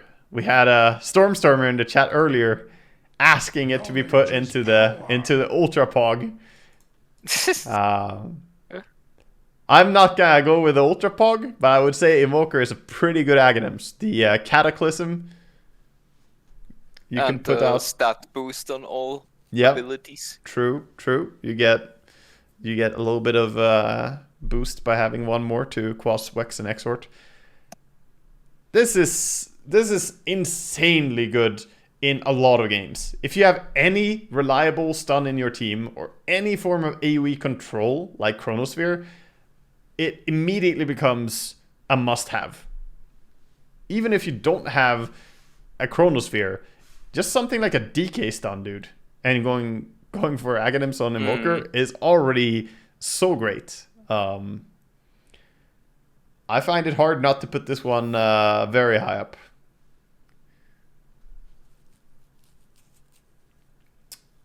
I mean, every game Invoker will go Exhort at some point, so there's rarely a game where you can't utilize Cataclysm. It's when you play, if you play Quas Wex Invoker, then you'll buy it later, but you still want it. But if you play Exhort, you're going to buy it as one of your earlier items. A tier. A tier for me. Sounds about right. Top of A tier, actually, for me. It's a very good one. It's very, very good. I mean, even just using it for the vision part, it's 90-second cooldown, and you can see if the enemy smokes. If you really can't use it for the game, you have it. It's literally game-winning level damage as well in team fights. Yeah, 1,200 pure damage. How many team fights have you seen decided by just Invoker pressing Cataclysm at the right time? Every time he has a Void or any other AoE stunner, he can decide the game. Yeah. Jakiro. We see a bit of core Jakiro currently. Offlane Jakiro, double null Witchblade into Shard Aghanims. Yeah, it's 400 increased range on the Macropyre. It's 20 seconds increased duration, making it 3 times as long duration as it otherwise is. And pierces magic immunity and becomes pure damage. Quite a few different things. Technically, 25% damage increase. Yeah, it's on top of PKP piercing. It's pretty good. Yeah, this is a very good Aghanims, honestly. It's Abaddon tier. I think. You can dodge it by not fighting there, but it gives you so much control in a team fight. Yeah, it's AoE denial. You can dodge it, but that's area that you are not allowed to play in. The opponent could still kite into the Macropyre. And now it gives linger damage, so the minimum damage you take is 600. Yeah, true. Yeah, it has longer linger time now, which is really huge. 2 seconds linger, and you get instantly 1 proc the moment you touch it. Yeah, I'm putting it top of B tier, above Abaddon. I think Abaddon has been dethroned. I think it's not quite an A tier item, because I think Jakiro can still play a lot of ways without needing to go for it. But it's a very good one, still. New precedent of the B tier.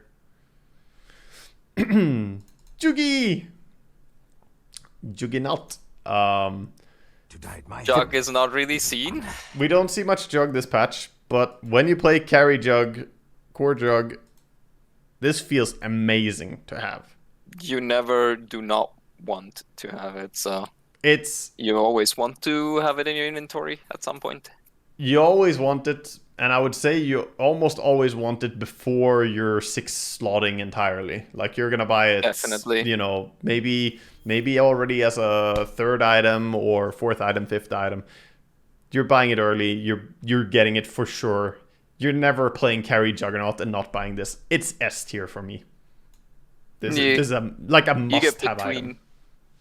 You get between 4 and 5 attacks and the jump. Yeah. And then you can Omni Slash during the mini slash. Which also, you dispel yourself when you do the Swift Slash. That's you also get a Dispel, which is also amazing. And, you know, the survivability of having that and Omni Slash and Blade Fury become really difficult to deal with. I'll put it's the bottom S tier, but it cannot go anywhere other than S tier for me. All right, Coddle. Willow Wisp. Yeah, Willow Wisp. He gets that annoying flicker fuck.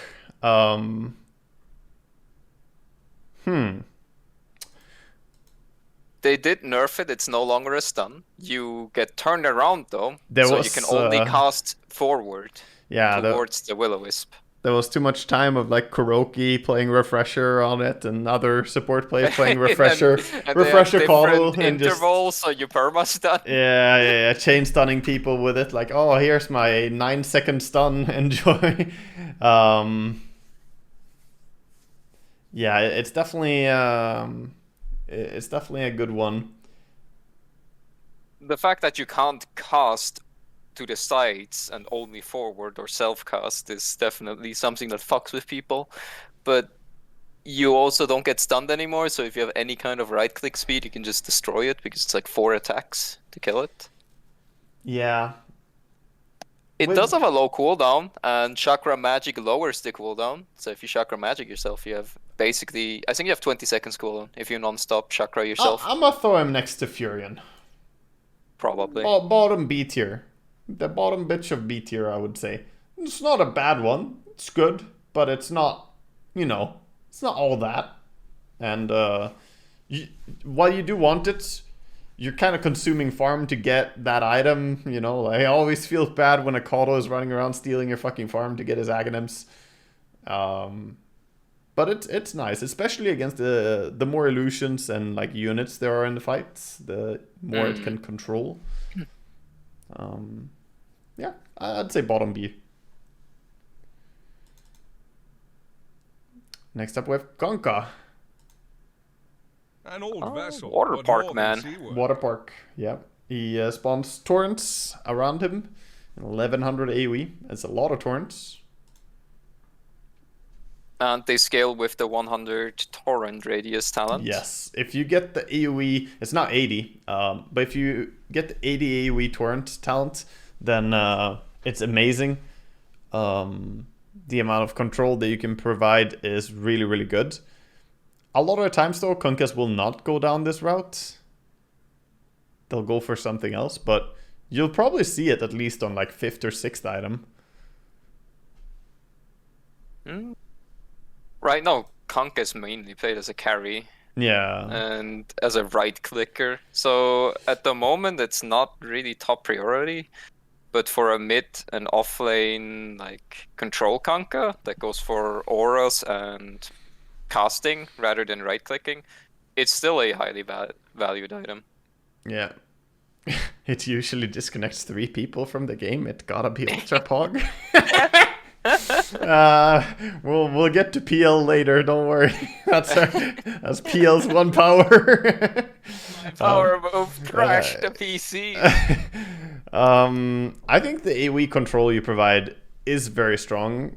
The fact that people are currently opting for more right-click Kunkka, I think is not necessarily because the Aghanims is bad. It's just that like Silverage is such a good item, and some other like things are true right now. I don't know, man.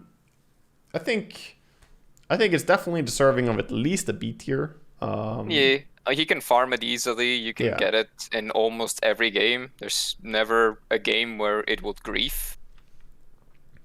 I'm gonna say that he goes right under Dragon Knight. Is where I would put him. That's a good spot. I think that feels right. It's not really like it's a weird one because people are not buying it so much currently, but it's still a super strong option that's just there for you. And the only reason people are not buying it is because there's even stronger things for Gunka. Yeah. I mean, just his shard already is so strong for how cheap it is. Yeah. And then Combine the has that shard, Silver Edge and all of that stuff. It's hard to go Aghanims because of the other options. Late game though, you combine the shard and the Aghanims and a refresher and a BKB, and suddenly this Gunka stops the enemy team from fighting. Like they can't do anything while the water park is going unless they have BKB on. That's the only way. And your BKB doesn't even outlast the triple boat and double Aghanim storm. Like that shit will last forever. Yeah, 6 seconds is not enough to get through all of this. All right. What do you think about Legion Aghanims?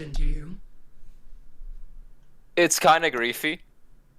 And it requires Legion to be the sole damage, or like the highest damage output. It no longer gives spell immunity to Legion, so she can't just go in and duel like a Pepega. You can also no longer buy Aghanims instead of BKB. Yeah, it does increase the duration though. It increases duration. Yeah, it's 2.5 second more duration and 20 second CDR as well though. But 50% damage reduction for both you and the enemy, which means you have to be confident that you can kill. You have to kill the target that you dueled. Yeah. It does give the CDR, so if you are a mid-legion or an off-lane legion that is extremely farmed, or the very, very occasional carry legion that is playing mega tempo, but tempo is not that popular right now, it's pretty weak to play tempo.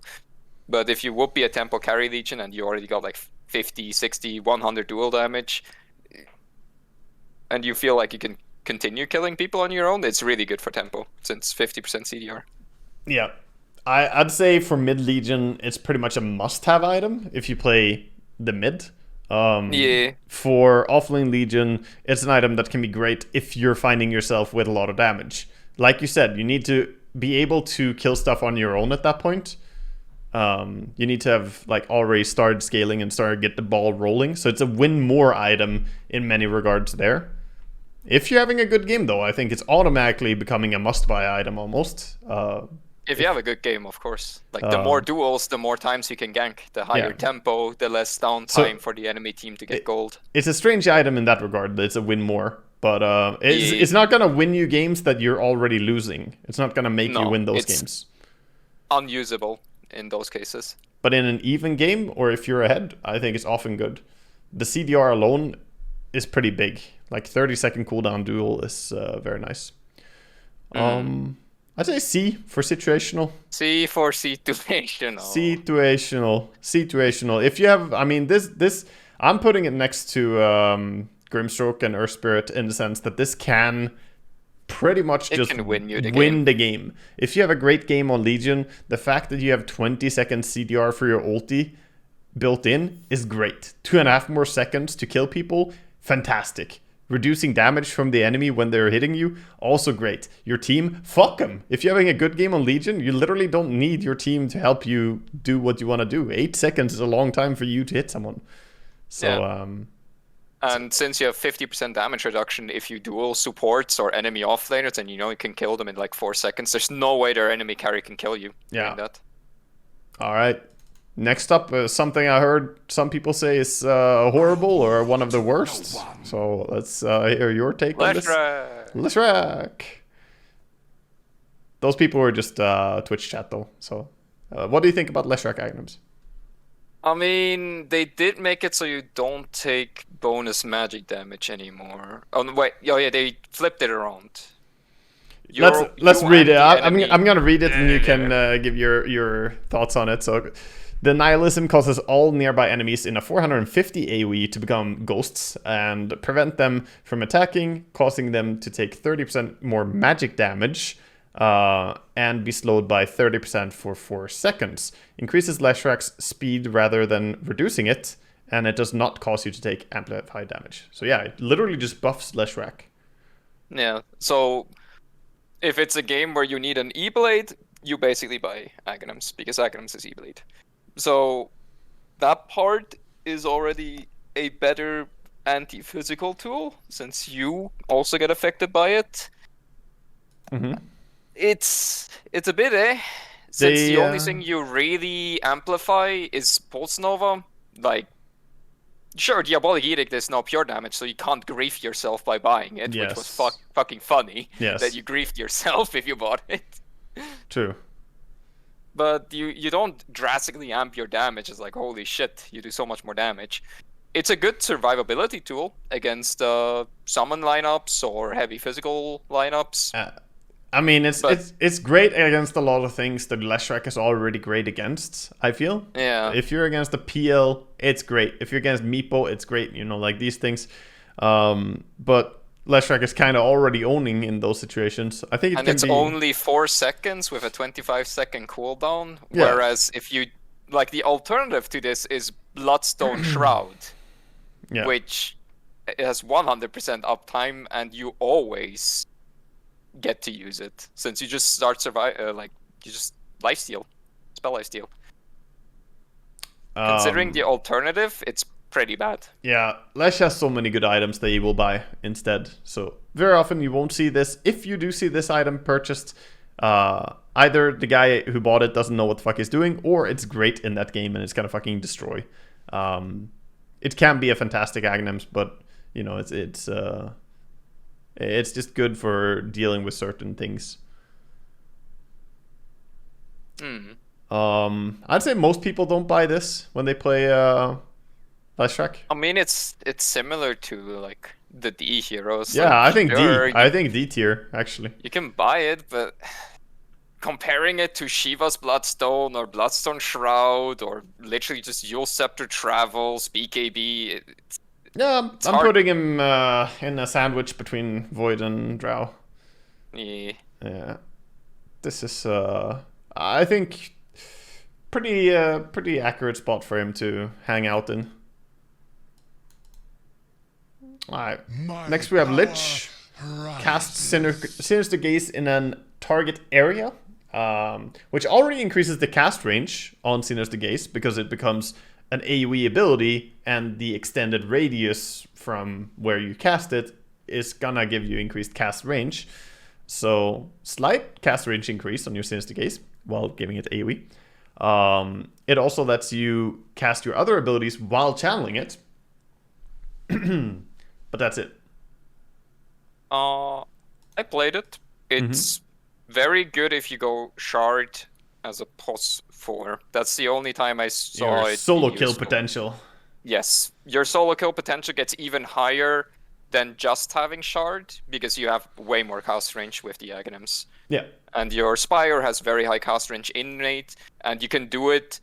So the benefit from this over doing it without the Aghanims is that you can already stun them before you threw out your ultimate. So they can't dodge it. They're done. Yeah. Yeah, I think It's pretty bad though. It's only good as a post 4 because Lich cannot be played as a core since they removed every core capabilities the hero had. And the only position where you can get enough gold to justify an Aghanims is 4. But Lich 4 is scuffed because it only works when it works. But that's a very small amount of times. Yeah. Yeah, I'm pretty down with it. I think the Aghanims can be really cool, but it's not great. It's generally a post 4 item, and yeah, it's too specific for it to start functioning. Yeah. It's a little bit cute in this day and age where people want cast range more than anything on support. You know, Etherlands and everything. So Etherlands plus Aghanims on Lich, yeah, it kind of does something. But if that's your pause 4, and I mean now the enemy has, you know, a Huskar with Blink Aghanims or some shit, you feel kind of weird about your Lich at that point. Compared to the other Aghanims, it's real like shit. My pause 4 versus the pause 4 we have at home, you know, like... Yeah. I can shoot them from further away. Yeah. This is D tier, isn't it? Yeah. I mean, considering it's only for pos 4 and there's no other usage, I guess mid D tier. I'm putting next to DP. Fuck it. Yeah, I was hovering there already. DP Chen for me. Yeah. Lifestealer. Next up. Lifestealer is allows infesting enemy heroes for 5 seconds, disarming them, attacking their insides, once every 1.25 seconds, and doubling Lifestealer's regen rate. Also increases the cast range to 500 and reduces the cooldown by 20. Feel the final part is almost the biggest part about this Aghanims. Having a 30 second... You can target BKB units, I think. Yes, I think you can invest into anything. Yeah. But you can also die to this if you invest the wrong thing or something. If you're not careful, they can do shit. This is generally not a great one. I think it can be good though, but it's extremely specific. It's those specific ultra carry versus ultra carry, nothing else matters, and then you lose the fight because they're BKB'd and they're locking you down, and then you can infest them to dodge their BKB and then use rage as soon as you're out, and you regain 50% of your HP. I think you regain 70%. 70%.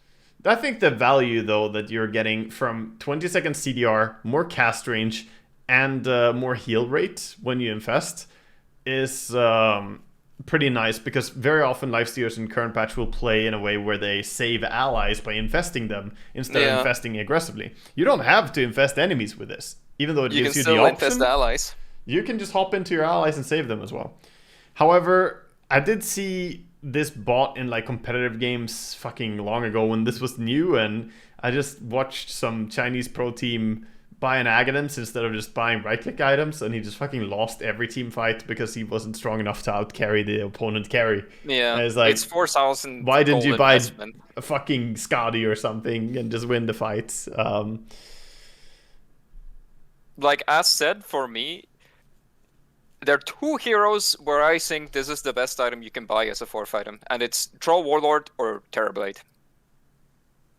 If you're against Terrorblade, it's like, oh, he wants to sunder me because my rage is off. Boom, I'm gone. Can't sunder me, and then you force him to sunder something. I'm gone inside him. I'm gone. And Troll Warlord is obvious. Like Troll Warlord uses ultimate and wants to just stun lock the Lifestealer, and it's like, wow. True. You used your ultimate. It's actually actually pretty fantastic against Troll Warlord, because you give a 5-second disarm on him, so you can even save your allies from being killed by Troll during it. That's true. So very, very situational, though. Like as said, against ultra carries, in an ultra carry versus ultra carry late game situation, as a 4th or 5th item, I can see it do something. Yeah. Outside of that, it is overall extremely underwhelming. Generally, because it's not a damage item. It's not really. Generally carries by something that allow them to kill people faster, or you know, do something more impressive. And this doesn't really do anything impressive. The attacking their insides is super slow. The DPS on that is 4 attacks or 5 if you get an initial attack. Yeah, 4. Yeah. You don't get 1 at the start. Yeah, I don't think you get 1 at entering. You get the first after 1.25 seconds. This is like, to me, below Broodmother. It's worse than Void. It's below Broodmother to me. This is like bottom of D tier. I don't think it's good. The CDR is nice, the cast range is nice, but... It's ultra situational. If you get it for free, it will be better, but paying money for it, considering Lifestealer is a tempo hero, definitely bad. I feel I've probably never been in a situation where I look over to my carry Lifestealer, see that he bought an Aghanims, and I'm happy about that.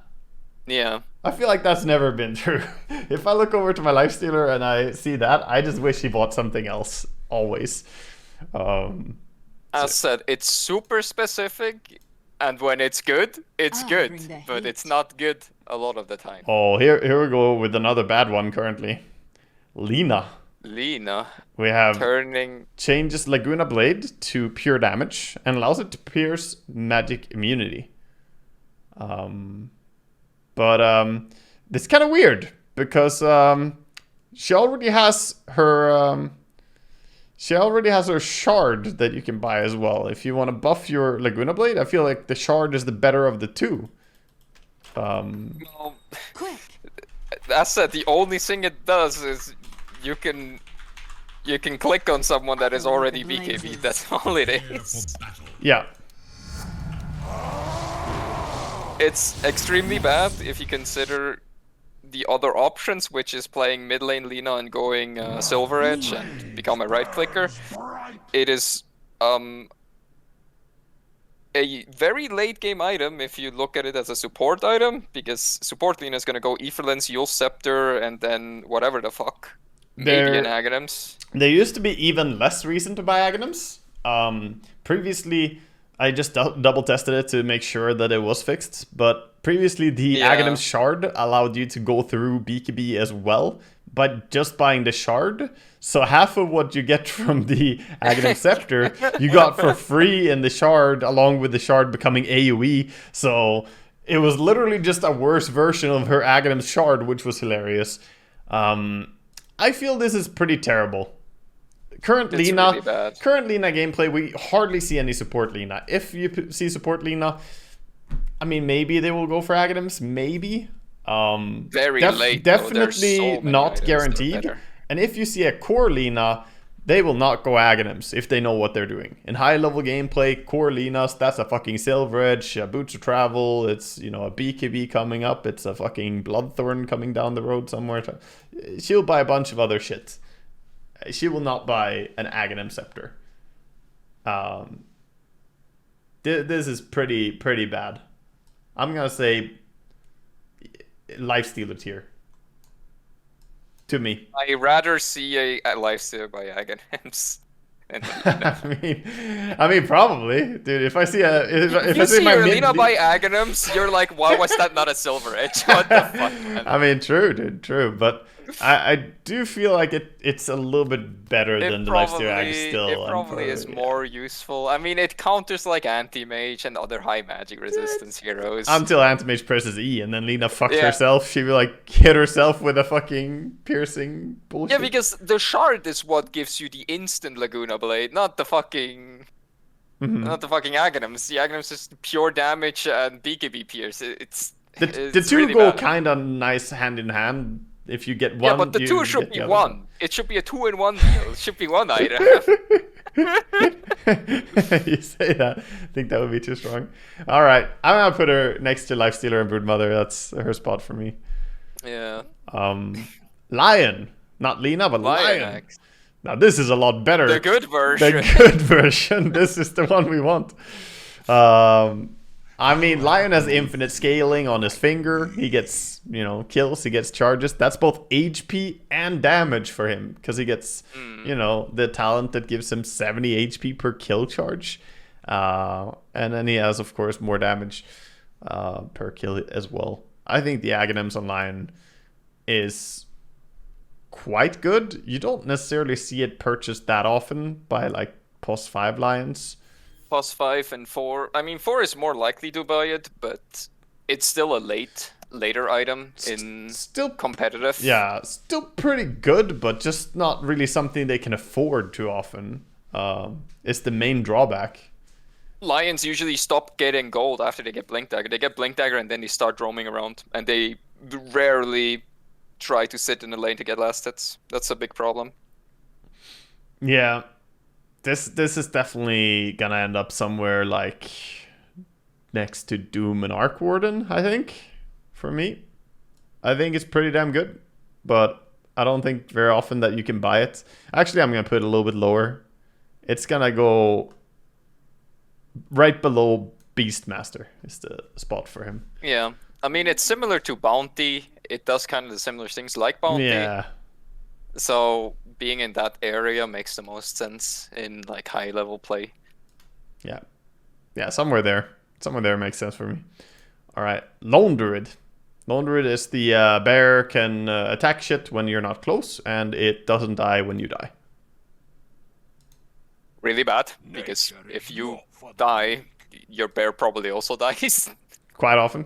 The good thing is you can now play independent. You can sit in your fucking fountain while your bear does all the work. Yeah, but they nerfed the TP. It's no longer a 5-second cooldown. So you can only bring back your bear once every, 40 seconds, I think?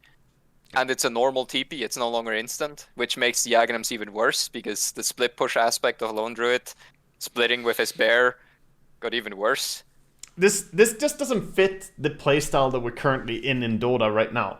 It's very like great for split pushing, great for ratting, but that's not really what people do that much in this current patch. And there's a reason for that. It's not easy. It's not that good. So Lone Druid. There's one guy that plays Lone Druid, and since I watch a lot of pub games, I see Koikfa.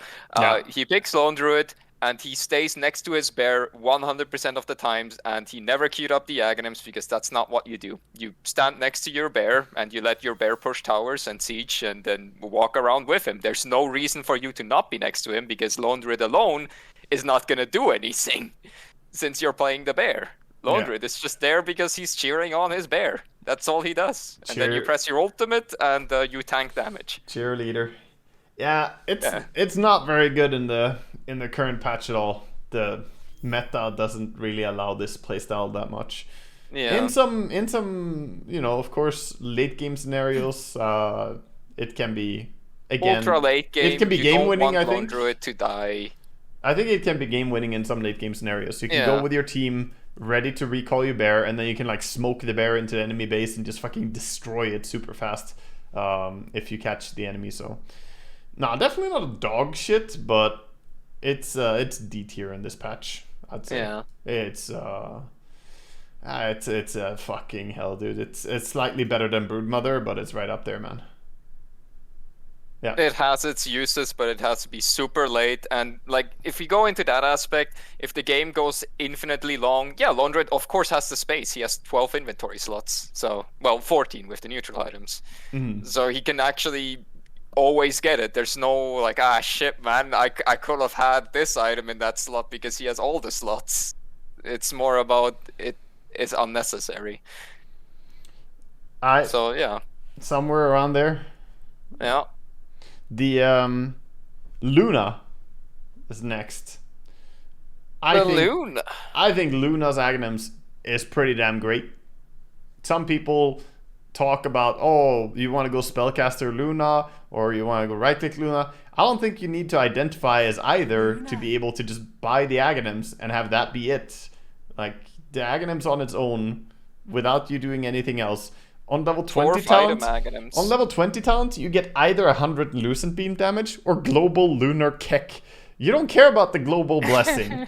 So you take the 100 Lucent Beam talent, which means you have 400 damage Lucent Beams, which means Aghanims is fucking poggy. It's strong. I would say this is a great Aghanims, but not really like S tier perhaps. I don't know. It's just maybe it's like Ember Spirit. I like it more like Ember Spirit. There are a lot of games where you don't consider it and you just go right click and you never cast stuff because you don't have to. But as an overall item, as a fourth item, there are very few games where you're like fourth item Aghanims on a Luna and you get mad about it. It's always useful as a fourth item. Feels great. It has such insane cast range. The cast range on this Aghanims is 2,500. And then it has strike distance beyond that, of course, because that's the range, and then that has a radius of 675. So you can reach people over 3,000 range away with your ulti. That's pretty sick. I think A tier next to Invoker.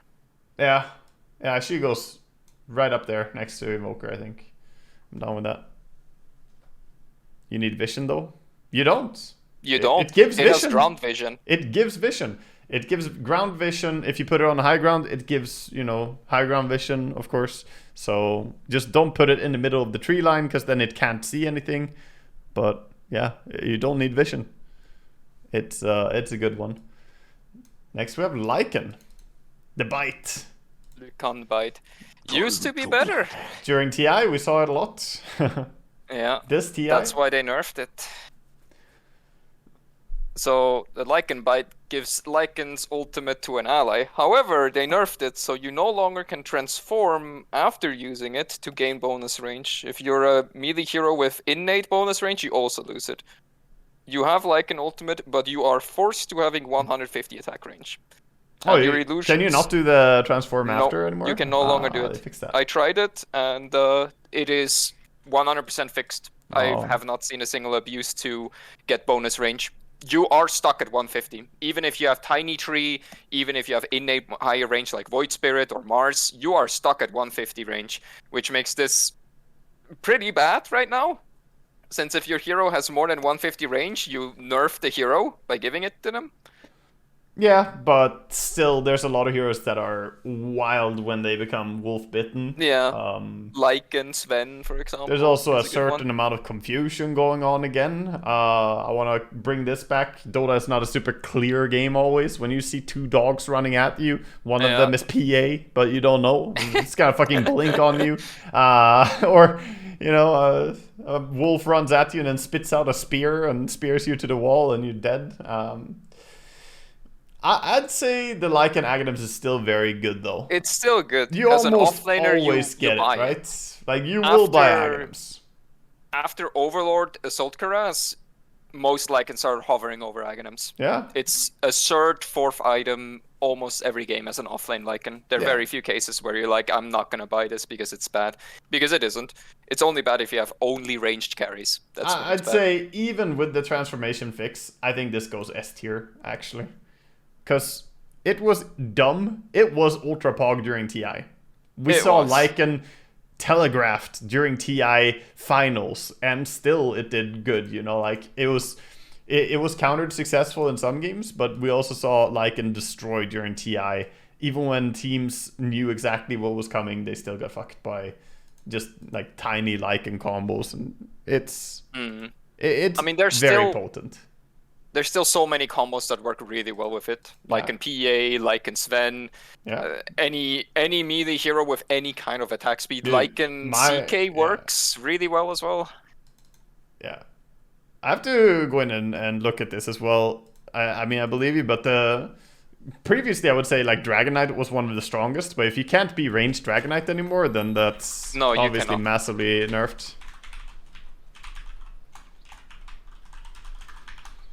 Yeah, but for sure, it's a strong Aghanim still.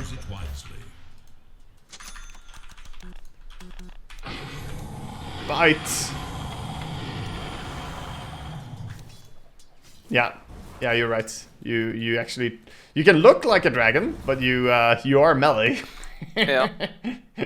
So yeah, that's definitely a big cut down for it.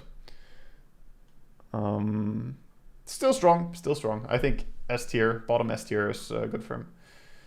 Magnus is our next one.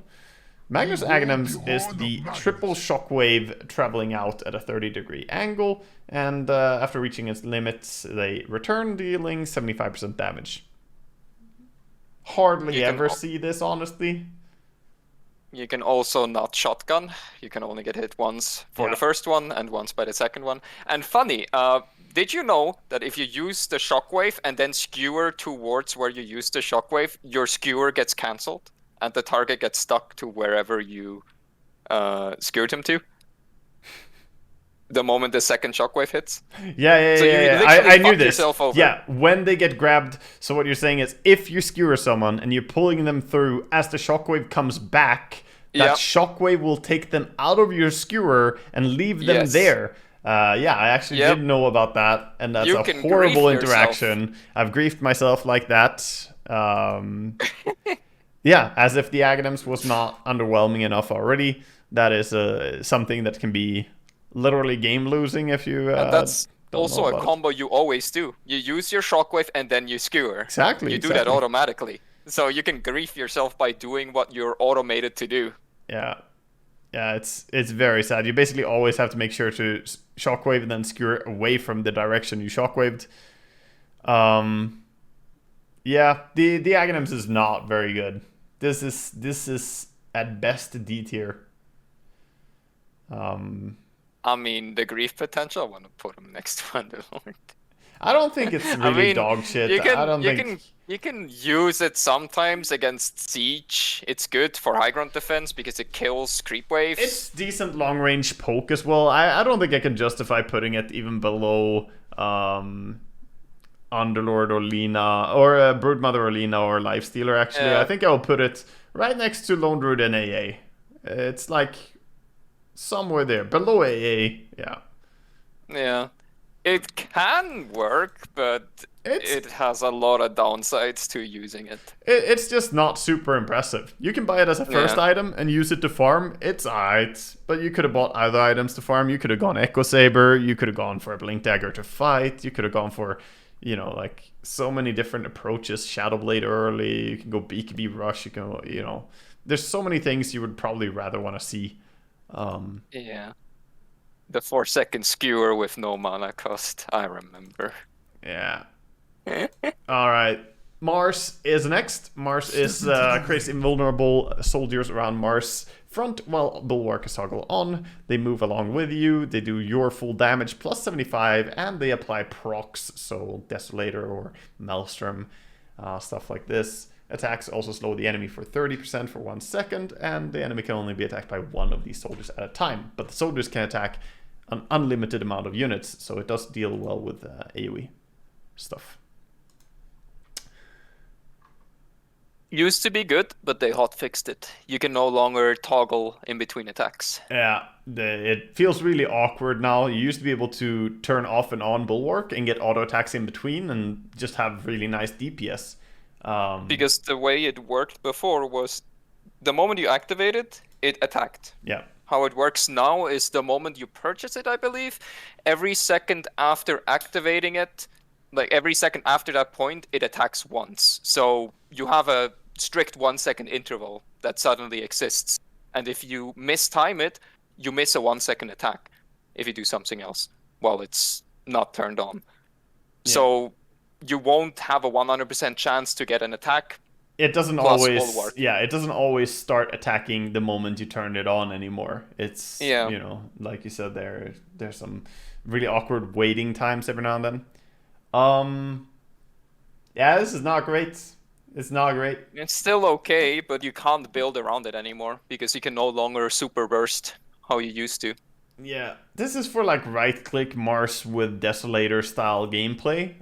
With Satanic. With Satanic, it's quite damn good because you press Satanic and leave Bulwark on, even if It's they also go good on for you, pushing. You know, yeah, fantastic for You hit taking both barracks. range and melee barracks. Yeah. It attacks while stunned, like Gyro, Yep. which is another good thing. And Yeah. I mean, you soak projectiles for your team, so against ranged heroes it has another usage, because you constantly have Bulwark on, True. which means you have a higher chance of getting them. But overall, the way Mars is being played right now, it's not being played as a hard carry, it's rarely being played as a mid, it's played as an offlaner with the very standard All right. armlet BKB Blink Dagger. Between Lich and DP is the spot for me. Kinda. It's worse than the other ones there, I think, but it's, you know, it's not worse than Chen or Batrider, I don't think. I could see myself buying it quite often on a core Mars, but I don't think I'm excited to go towards it. It's more like, yeah, okay, now I have it. Fall Yeah, before me. I'll leave him there. Medusa next. Mystic Snake causes Mystic Snake to turn enemies into stone. Stone duration increases with each bounce of the Mystic Snake. A really solid item. Turning enemies solid too.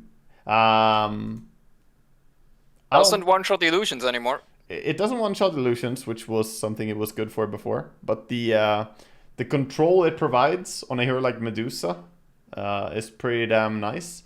There was a time when we would see Medusas rush this early on. The first item. Manta Axe or literally just Dragonlance Axe. I think it's still a great Aghanims though. It's still a 4th item. Yeah. A solid 4th item. I'd throw it bottom A tier. Especially if what you I feel. have the shard with the Aghanims. It's another shard Aghanims combo. Yeah, It works really well together. it does. It's an item that you definitely do want at some point.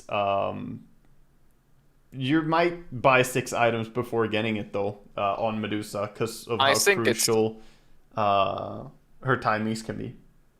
In that sense, I like it more as top B because you will get it, but most games you actually do not have it in how Medusa games pan out. Yeah, Like- could see that too. Top B, yeah.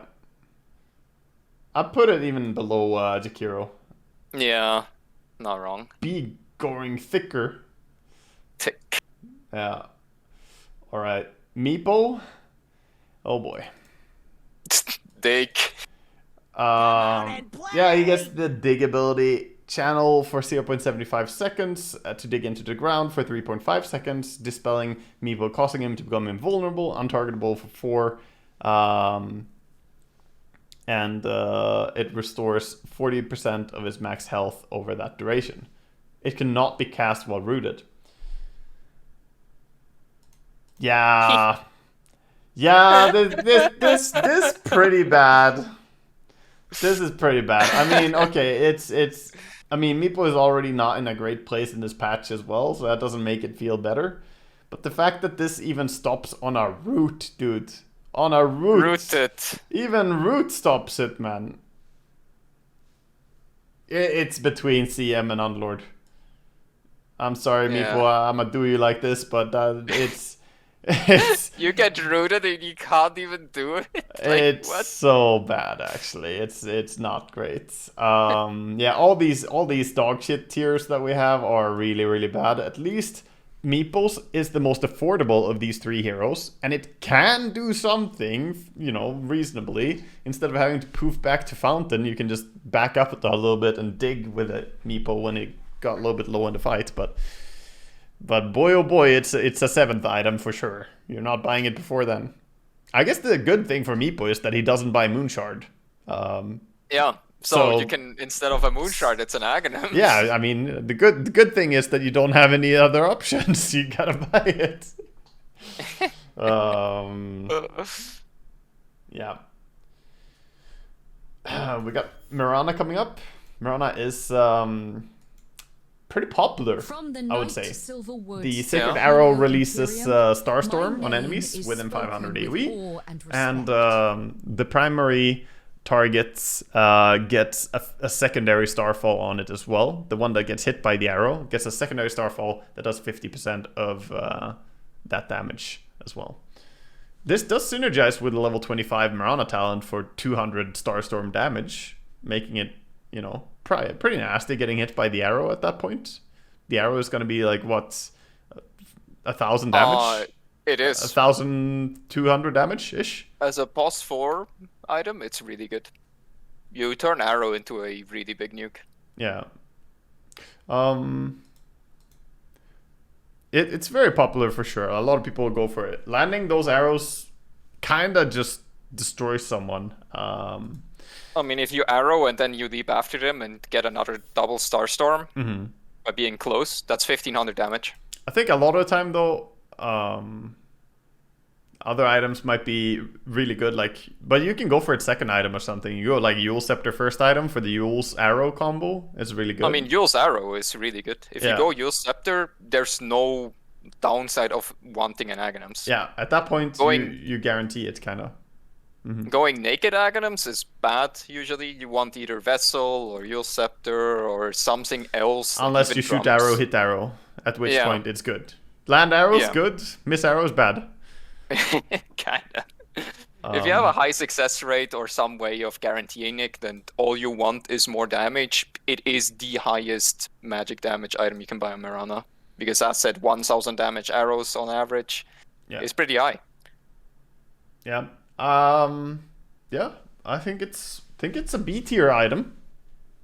Is what I'm gonna say, because you know, it's got pretty high popularity right now, and I think for good reason. It's a lot of AoE damage. Of course, you can also just Sacred Arrow and then Starstorm, and that's gonna be 2 Starstorms in that AoE.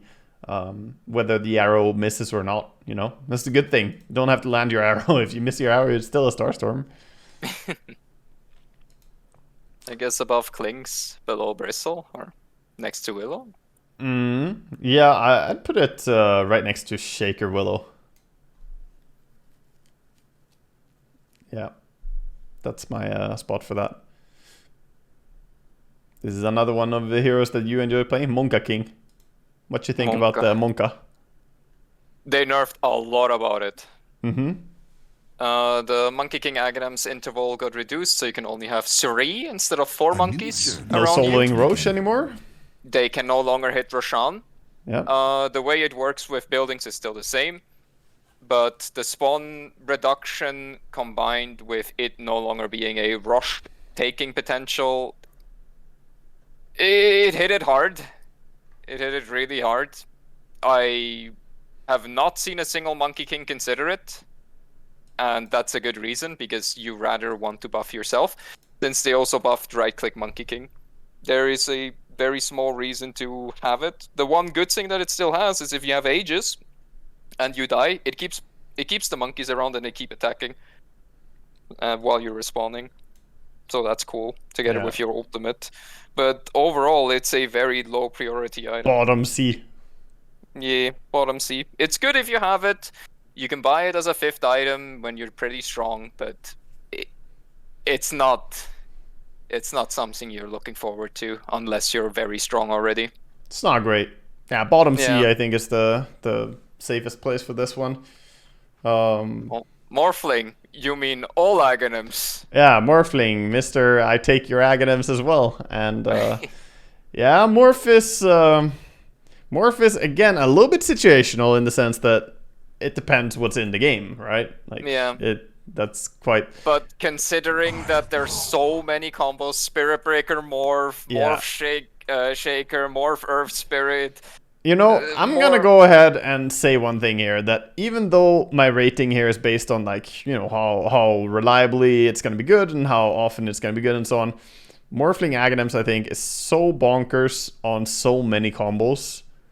I'm gonna throw this one in Ultra Pog. It has to be. This is Ultra Pog for me. Actually, it's a high rating, but it's so fucking broken that he nerfs other heroes just because of how good he is. Because his Aghanims is too good. Shaker's sitting down there crying, you know, just because of how fucking nerfed he got from Morphling. I'm putting him in Ultra Pog because Morphling is.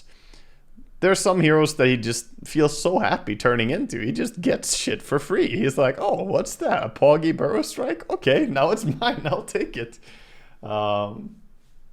It's and most of the heroes he synergizes with, he also gets additional stuff to buff him temporarily. Like with Spirit Breaker, he gets Bulldoze, for example. And it's just, I don't know. It's so much.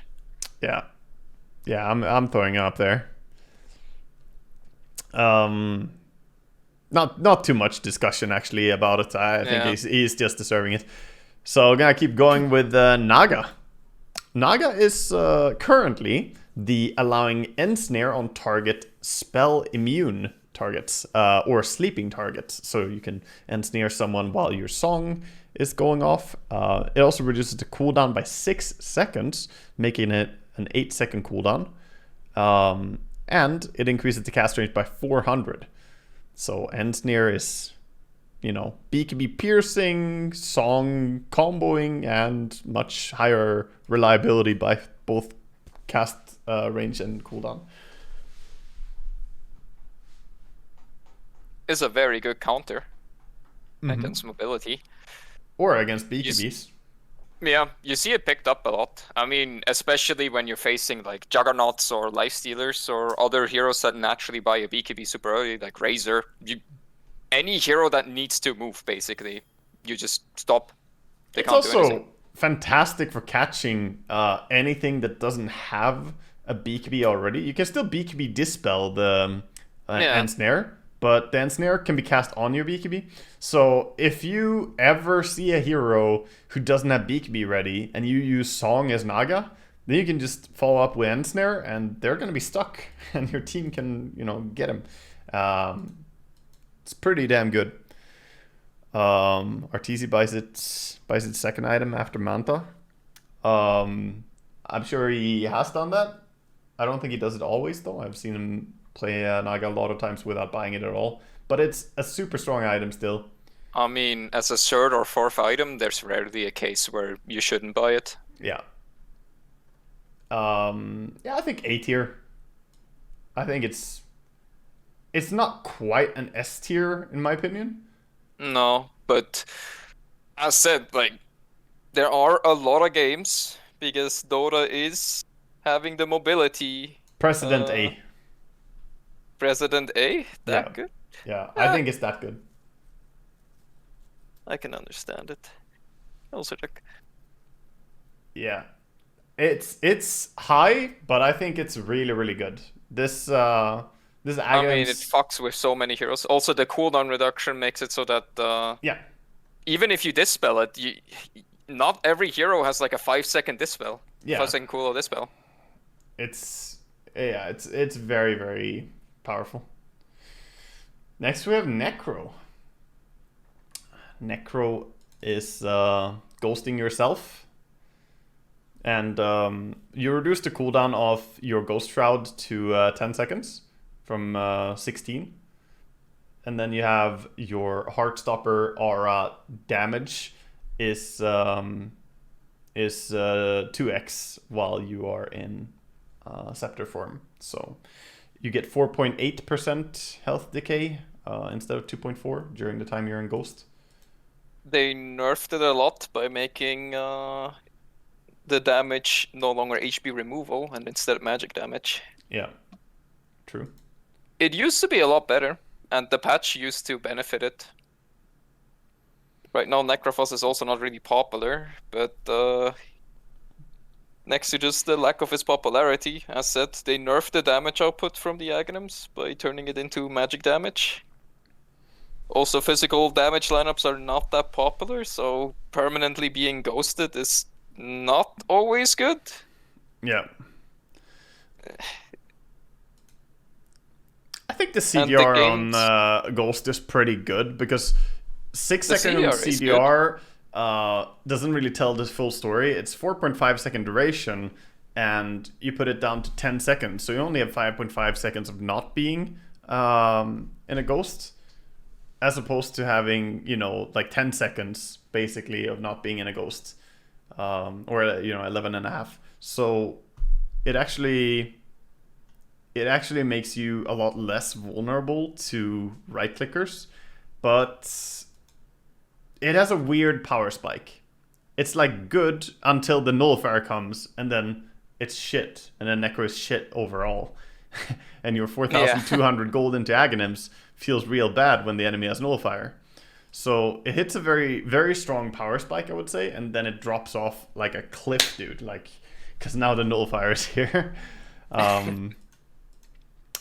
I'd say it's somewhere D tier, but it's I say that as someone who does buy this item every now and then when I play Necro. I do think it's still useful, but Yeah, but I mean, looking at this patch, every time I saw people pick Necrophos, because it was a good Necrophos game, I never looked at it as, oh, that's gonna be an Aghanims game, because it never was. There were too many downsides. He's Lich and Drow for me. Yeah. It's yeah. Generally, we don't see it at all in this patch, but some patches back did play this a lot. All right, let's keep it going. SF is here. SF is the increased Necromastery maxed souls and causes Requiem to return back, and the wave back deals less damage, but it also heals Shadow Fiend for all the damage it dealt. We don't see Spellcaster SF in this patch. Almost at all. Not at all. It's like dead. I mean, the Octarine Arcane Blink removal has completely killed it. Yeah. Yeah, we used to see the Spellcaster SF literally everywhere. But yeah, pretty much always there's a better option for SF. And in this patch in general, I would say it had a time when it was good. It feels a lot like Lone Druid, dude. Lone Druid's Aghanims used to be good. This SF Aghanims used to be really good. More recently, even. But I remember you skipped Yule Scepter, Arcane Blink first into Octarine, BKB, you jump in, and you get the Aghanims. Yeah, Arcane Blink, Aghanims, BKB, Octarine, and you just 100% uptime on your fucking ultimate. You jump in, you have it. Yeah, he's going in the D as well. In the trash. Yeah, I'm putting him next to Magnus and Lone Druid. Yeah. He's there. He's sitting there. We have a lot of stuff in the D tier. They're not. These are the sad I mean, Aghanims. those are the ones you've never seen, Yeah. or sometimes like that hero has an axe. Huh? Didn't know. Night Stalker. Night Stalker with the AoE Void. Increases the mini stun as well on the Void to 0.5 second stun. That's another one of used to be good, and the reason why is because they buffed right click and they nerfed the caster, Yeah. Night Stalker. The most notable one is the damage talent which you want and should take when going Aghanims is next to the strongest talent that Night Stalker ever got, which is 10 seconds more nighttime on Ascension. Yeah. Which is a it's 30 seconds and goes to 40, right? Yeah. Yeah, it goes Yeah, from so 30 to it's 40. a 33% increase Yeah. on a level 10 talent. Yeah, it's a very good talent. The 10-second Dark Ascension is kind of Yeah. ruining this build because you need that void damage. That's really awkward. Definitely used to be amazing. We used to see it all the time, but like you said, right now that's not what it's about. It's about getting your other stuff going. Maybe BKB and Blink Dagger, blink in on the enemy, press your W, and just do Night Stalker things. It doesn't feel like Aghanims is core to his gameplay at all right now. I have not seen, like, Night Stalker is pretty popular at the moment even, and no one buys it. Yeah. I have not seen it a single time in around 50 late game Night Stalker games from any position. Time to throw him next to the used to be good. The SF Lone Druid Yeah. and Night Stalker. Here we go. The squad. We used to be kings. It used to be up there in the old times. Ah, fuck, man. Young whippersnappers taking over. Now it's Gyrocopter with his side gunner. Nyx. Pretty polarizing Aghanims, I feel. Yeah. Assassination is inevitable. Burrow. Gives 50% damage reduction on top of 2% or something HP and mana regen per second, while burrowed, while giving bonus cast range on Impale and Mana Burn, while also making Spike Carapace a AoE stun without attacking him if Nyx is next to you. Yeah. Gives a few different things. Definitely a lot of utility. It's still extremely good. It's one of those Even Aghanims after the where nerfs. if Nyx has Aghanims, he can just sit on the high ground and you will struggle to break that high ground because of how annoying the mana burn and the stuns are. It's no longer a rush item. There was a small phase where people went like Ether Lens into Axe or just straight up Axe. Yeah. No regrets. It's not that good anymore, especially because of the playstyle. But at around the 30-minute mark, there's never a reason to not wanting to have an Aghanims at that point. So as a second or third item after Blink Dagger and maybe Force Staff or something, that's Maybe, usually the item you're looking at. Maybe right under Elder Titan is what I'm looking at. Kinda, yeah.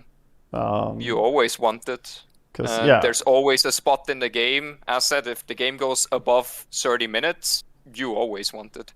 Yeah, something like that. OD. OD is the Imprison gets charges, increases the damage by 140, and applies the damage in AoE. So you get a nice 500 damage AoE nuke from your Imprison, and you can have two of them, which is the bigger part almost. When you go for an Ether Lens as well, you can do the cast range meme with Meme Hammer. You and, always... Mhm. Yeah. You always have one as a save. You can keep one. You can use both of them at the same time, get mana. Quite It great buffs with your the shard. ultimate. It also is good with shard. I mean, it does everything. Everything OD is known for right now is what this is helping with. Like, you can burst people if you have two high mana targets on the enemy team and they're close together. Imprison both of them, use your ultimate, and your ultimate gets like 500 bonus damage by just doing that. And then the other stuff you can do is keep one, always for a save, while always having one. I'd say Also pretty A increasing power tier. speed. Yeah. It's very essential to how OD is being played, because right-click OD is really bad at the moment. This is like below Disruptor, but above Bane for me. Yeah. Yeah, it's really good. And even better is if you play Rubik against OD. And when I was casting in the DPC, we had games where that happened. OD played against Rubik. He literally didn't skill his Imprison beyond level 1, or he didn't skill it at all. It happened multiple games because he didn't want Rubik to get Imprison with Aghanims. Yeah. Because if Rubik has Imprison Aghanims, you can just say goodbye to that game. You're done. Rubik has a 6-second Imprison at that point because he gets the duration increase. And he gets bonus damage, so it's like 700 damage. And his range is better. So Rubik can just win the game on his own if he plays against an OD who skills Imprison. And he gets Aghanims, of course. So yeah, but I think up in the pretty nice spot there in the A tier, kind of bottom A tier, but still very good. Ogre Magi. This one I'm upset that it doesn't work with the Fire Blast damage talent. Unrefined Fire Blast. Yeah, that one's really dumb. Unrefined Fire Blast is also a Fire Blast. I feel like it should get the Fire Blast damage talent, but it doesn't. It costs 35% of your current mana pool, which so you means can always use it. You can always cast it, but you can never cast other shit after you do it a few times. Yeah, Ogre Aghanims, I'd say, is pretty underwhelming. We don't see it that much. If you compare it to all the other options, even Shard is good, and that's a fourth of an Aghanims, where you get something way better in most cases. I feel like no one buys this. There are better items that you can multicast. You know, buy a Halberd, multicast that on the entire enemy team, or a Hex, or E-Blade. Back in the day, where items were not multicastable, yeah, it was a good support item. That's another one back in my day. Yeah, back in my days when Aghanims used to be good for Ogre. Honestly, it feels like Ogre should get different Aghanims at this point, I feel. Because the items that exist right now are too good alternatives for Ogre a lot of the time. Just even a ATOS, which is cheaper, but also some kind of disable. And it can multicast and doesn't burn your mana. Ah, fuck. I'm throwing him into the quad. The quad of used to be good. Yeah, he's there. Actually, I'm gonna put him a little bit higher. I think he's still better than AA. Probably. I put him right next there. Next to Bats. Yeah. I'm also reevaluating if Chen should really be where he is right now. Yeah. Should Chen slide down a little bit? I don't know. Kind of a bit bad. I mean, in the current patch, maybe a little bit further down. I'm sliding him down, man. I'm sliding him down to next to AA. The two of them can hang out. Yeah. I think that's the spot. Now we have Omni Knight. Omni Knight increases the duration on GA, provides HP radius, and becomes global and affects buildings. This is a... Buildings also get HP regen. They get 40 HP regen. Yes. This is the funny thing, though, is that I wasn't even sure this was still the Aghanims on Omni Knight, because I never fucking see people buy Aghanims on Omni Knight anymore. Well, the problem is, hello, my name is Heavenly Grace. Omni Knight is someone else. People pick him for Heavenly Grace. People never get money on him because he's Heavenly Grace. He doesn't need money. And he can't farm it because he's pos 5 with no farming abilities, and he's running after his carry like a league support while doing nothing. So he can't get it. He can get it at 25, where he also has a Guardian Angel CDR talent, in which case you have, I think, 40 seconds downtime. Yeah. Of not being Guardian Angeled. At that point, yeah, that's pretty good.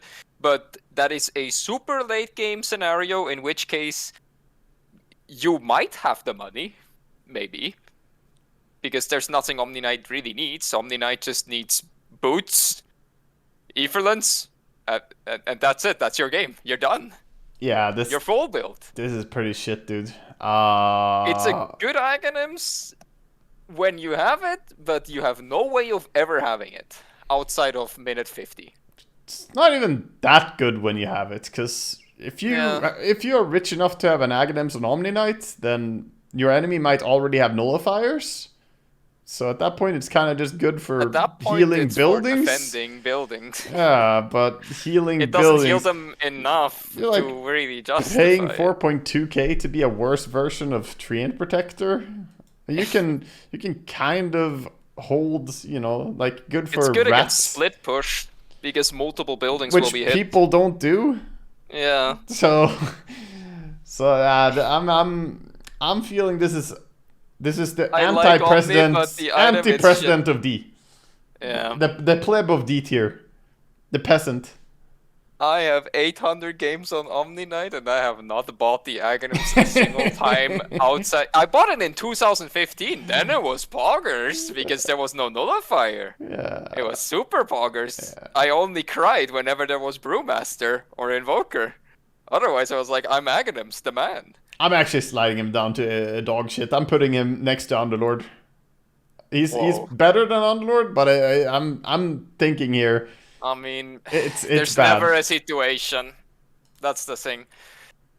It's real bad. Even if you play Omni Knight as a support, which, you know, I do. I play him in pos 4 sometimes. And I never think about Aghanims. It's rather, like, Aghanims doesn't make you a better frontline. If you buy Greaves, you're a better frontline. If you buy a Holy Locket, you're a better frontline. If you buy Crimson or Drums, you want anything to be in the fight. Aghanims is encouraging you to not be in the fight because you have global range, which contradicts. Same with Lone Druid. Okay. It contradicts with what the hero wants to do. So, next up, Fate's Edict for Oracle. Fate's Edict no longer causes allies to be disarmed or enemies to be immune to magic damage. And that's it. That's it. It doesn't do anything another else. One for the fucking dog shit tier, dude. It doesn't increase cast range, doesn't reduce cooldown, doesn't remove mana cost, it doesn't give you a second charge, nothing. This can be good though. Of course it can be good, but so can Omni Knight if the enemy is hitting your throne, but that doesn't stop him from going into dog shit tier. This can be good. But it's... I mean, it's more often, I'll put him king of garbage, because it's the likeliest to do something. Let's say it's 800 gold away from Refresher, so you could double False Promise, and I would much rather have that. And I had never seen an Oracle in my team be rich enough that he has a fucking Refresher. So I think we can safely say this item is garbage. Because king of dog shit. There's always better stuff. There's no way this is the best item you could buy on Oracle. And if it is, there's no way you can afford it. Even the one that was, what is it? Below Omni Knight. Stunning? Below Omni, not king of garbage? Not king of garbage, below Omni Knight. Below Omni Knight. Underlord is the king of garbage, dude. Underlord is still the worst. He's been here since the start, dude. He was the second hero we put in. Yeah, like Refresher is already way better because you have 20 seconds of not dying. Yes, yes. Much better. Alright, Pango. Pango used to be Mega Pog. It used to be 4 swashbuckle attacks on every shield crash. Now it's 2 swashbuckle attacks on every shield crash. In a 90-degree angle. But, you know, it says there's only 2 attacks. You can't really go proc build and completely destroy with it. But it's still pretty good. It's somewhere C tier, I think. It's still good. I had it, and I mean, there's a lot of synergy. The thing is, if you have the shard, shard counts as rolling thunder, which means you have 2.5 second cooldown. You can get 3 additional if you go all the way. 3 additional 2.5 second cooldown shield crashes. Like, there's a lot of ways of getting a lot more shield crashes. Also, your duration on rolling thunder increased, which means you have more times to use that 2.5 seconds shield crash cooldown. I mean, it's not your high priority, but it's good. Yeah. It used to be like completely insanely good. I just don't think it's that anymore. I think it's some form of C or B tier. You think B tier? Or how low B tier. Yeah. You buy it. You will buy it. Pretty However, much. it's not like I'm gonna get it and it's gonna feel amazing. It's more like I'm gonna get it, I'm gonna be annoying, and it's gonna be the highest damage item I can buy after getting all of that. Because the moment you have Aghanims, you usually cannot fight unless you're in Rolling Thunder. Yeah. Yeah, I put it above Furion. That's where I'm putting him. That's about right. Yeah, somewhere there. Next up we have someone who gets a lot for Aghanims. It's PA. And PA gets Blur to be instant cast time, applying a dispel. Anytime she kills someone, she resets all her abilities. Blur also gets less cooldown, and the fade time is increased to 0.75. So a whole lot of things. And overall, I buy it a lot. Overall, an item that is insane in late game for carry PAs. Absolutely insane. You don't want to buy it too early necessarily, but if you get to the point where you start killing people really fast, it's absolutely bonkers. You can buy it earlier on support PA, which I know you play a lot.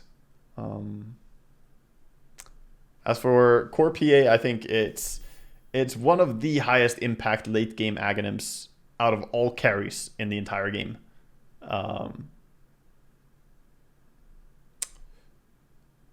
I think it has to go into A tier at least.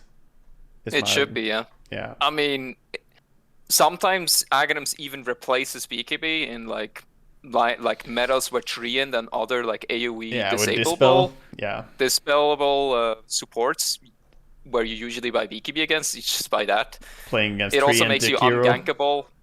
It's really nice. Yeah, this is for me hitting right above OD, I think. Yeah, somewhere here. It's great Aghanims. Absolutely fantastic. Shouldn't Bane be S? Bane would be S if he had more farm ability, but he's still a support. You can't play core Bane anymore because they removed his damage talents. Not a very farmy support either. Like, at least Disruptor has some AoE nuke in Thunderstrike. Bane fucking runs around, dude. You can buy Shard to farm faster, but then you're paying gold to do that, so... He has a single target nuke that does less damage than Raptor's AoE nuke on the same cooldown. Alright, we have the PC Crasher. Peel. Peel? Yeah. I've only seen it once, and he got it for free. Peel is one of the heroes that will almost never buy Aghanims, if we're talking about high-level Dota here. Yo, wait. I have to check something. But yeah, you can say your thoughts on Peel. With Peel, it's like his Aghanims does most cases the exact same as the Shard, but is 4 times as expensive, so it feels pretty pointless. Since the main point of it is that you can stay far behind while sieging or while being sieged on, so you have some poke damage, or for split pushing. But if you have an Octarine PL with Shard, he does the exact same on a much higher uptime. Okay, I have with to an additional nuke. I have to say it for a second because some people are like, what the fuck does it do? Because they never see it. So Juxtapose is now an active, is what happens. You can click it. It spawns a bunch of illusions. And it's on a long cooldown. It's on a 1 minute cooldown. Actually, 40 seconds. They buffed it. 40-second cooldown, but you create a lot of illusions, and they last for 10 seconds extra duration. And you get 2 max illusion increase. So in general, you can have more illusions as PL, because PL has a hard limit on how many illusions you can have. 6, 8, 10. With this, it's going to be 12 at level 3 ulti. I think this is a horrible Aghanims overall, but it does crash people's PCs sometimes, unironically. It does kill a lot of frames. Good for, the win. But what it can do, which is kind of nice, it's just that 2 increased illusion. You just get more illusions in general, so that's That's more DPS for you. That's more stuff. But as far as people buying this shit, it's pretty bad, dude. You don't buy this. It does the same in fights as Shard Octarine on a much higher cooldown, and PL can split push by buying a Manta style, and it does the same. You don't need the Aghanims. If Manta style wouldn't exist, that would be a nice tool of split pushing lanes, but it's unneeded. It's CM tier. I'm calling it. It's literally the carry version of CM. Kinda. It's like the only reason it's down, or the only reason that people buy it is because you get gear capped. Yeah. Like, when did you see a PL buy like a second item Aghanims or a third item Aghanims or even a fucking sixth item Aghanims without... if they get it for free. Yeah. Yeah, then they didn't fucking buy it, you know? The only time PLs actually buy it in high level Dota is when they can't buy anything else. They will buy Moonshard before this, I promise you. Like, yeah, because Moonshard will make his current illusion stronger, because attack speed works on illusions now. So. Bulldog buys it? No, I was saying high level, all right? This is not... Bulldog is memeing. Isn't he still playing on Smurf accounts? Come on. I'm talking like actual competitive Dota or like high MMR games. And I don't think that people buy this on PL at all. He's a TI winner? Yeah, he's TI winner. That's true. Yeah, TI winner. He is TI winner. He knows what's best for the game. True. All right. That's PL. He's actually the first normal carry hero to get down here in the dog shit territory as well. Don't really count Meepo as a carry. Phoenix, though. We're getting back to something that's pretty damn good. Is the Phoenix Aghanims. Phoenix can increase the number of attacks to destroy a supernova and allows you to cast supernova on allied heroes, which brings them into the sun to be reborn together. Really pog on heroes like Terrorblade, because obviously you can give them the meta and the Aghanims refresh if he has Aghanims on Terrorblade as well. True. Yeah, Terrorblade is like the best friend of the Phoenix Aghanims. You make an insane carry just reset fully. It takes a lot of execution, this one, because if you click it wrong, if you use it in the wrong way, it's gonna be terrible. You can grief your team. Yeah. It's Wyvern level of grief. Big time. That you can do. But I'd rate it pretty strong. I mean, even back in the day where it was only, I think it was damage increase and supernova hit counts. Yeah. Even back then, like the hit count is so important. Hit count is really good for Phoenix because he can drop that egg more confidently without people being able to destroy it. Yeah. Yeah, for me... I mean, you always see it, at least as a force sign. For me, it's like next to Mirana, I think. Yeah. It's around there. Above Willow, yeah. Right there. It's a good one that you will see people buy on Phoenix. They will get it. Alright, next up we have Puck. Puck is very often a solution to BKB.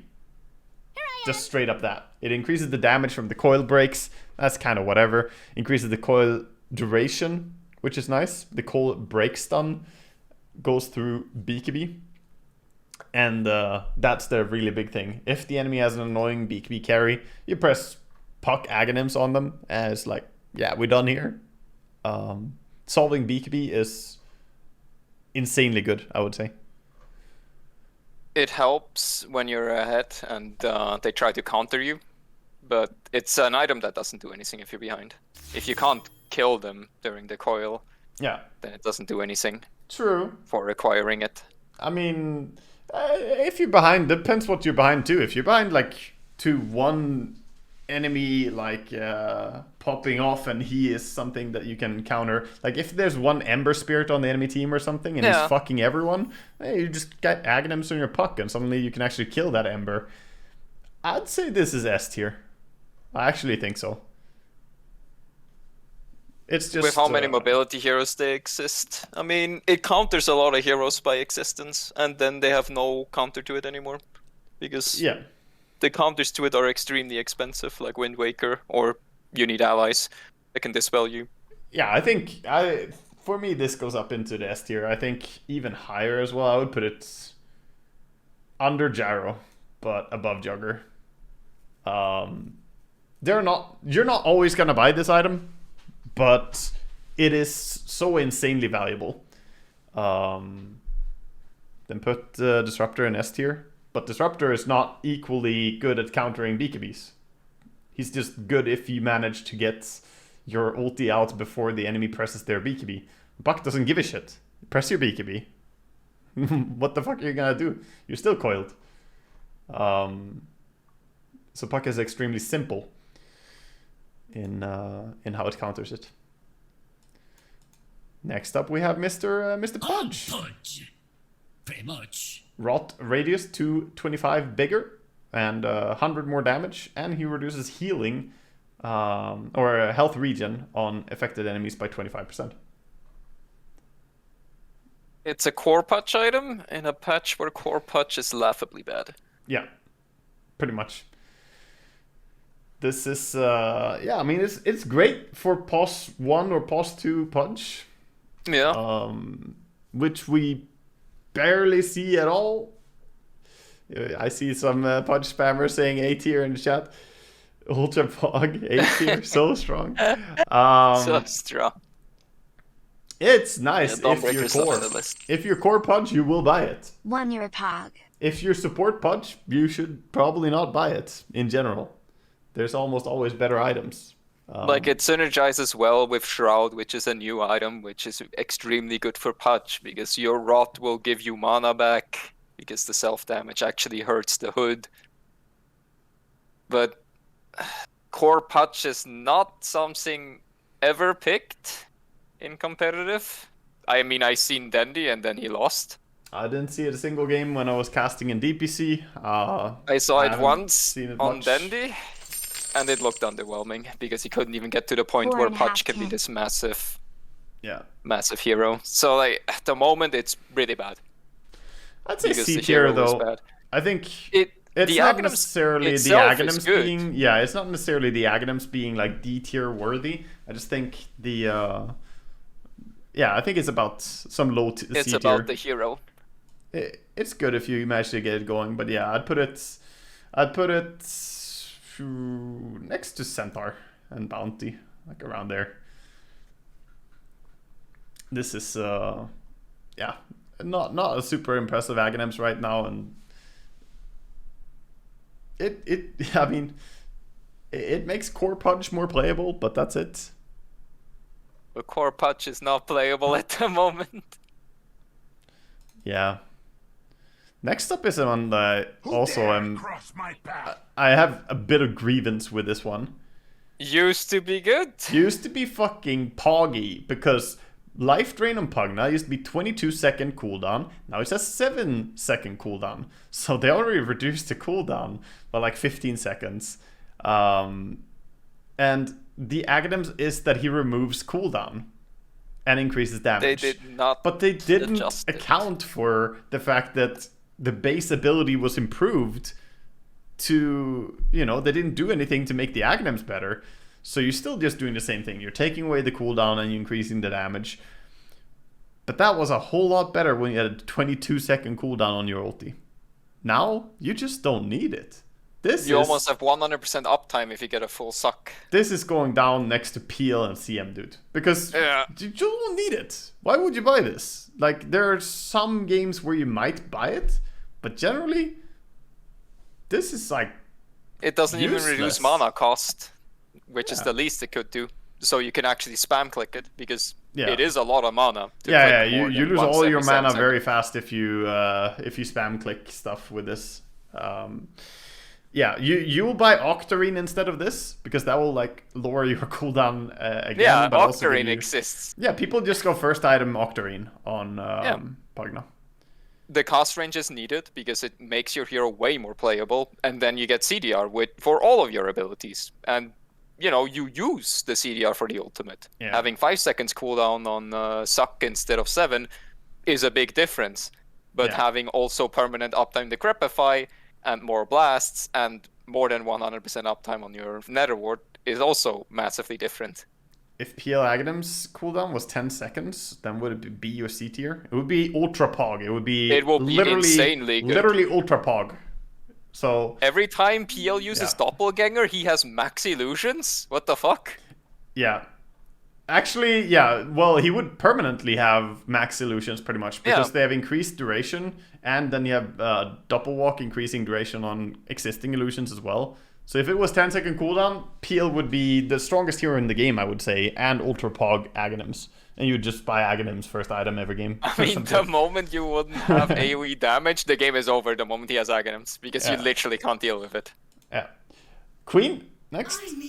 Queen is just Sonic Wave, increased damage and decreased cooldown. Massively decreasing the cooldown from 125 to 40. However, it's not really what we see people go on Queen nowadays. Queen goes for Kaya Sanj. Queen goes for still the Orchid, the BKB, some Witchblades every now and then. Aghanim's very much an afterthought, it feels like. I mean, they even removed the 25 talent, which was bonus damage, which kind of justified the Axe, because like, whoa, you can have 1000 pure damage in an AoE. At 25.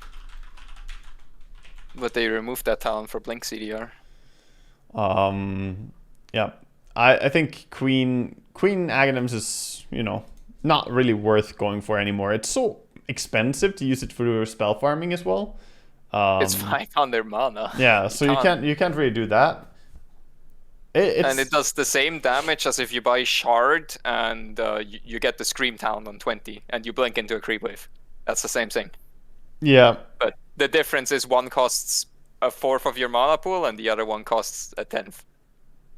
Yeah, this goes right above.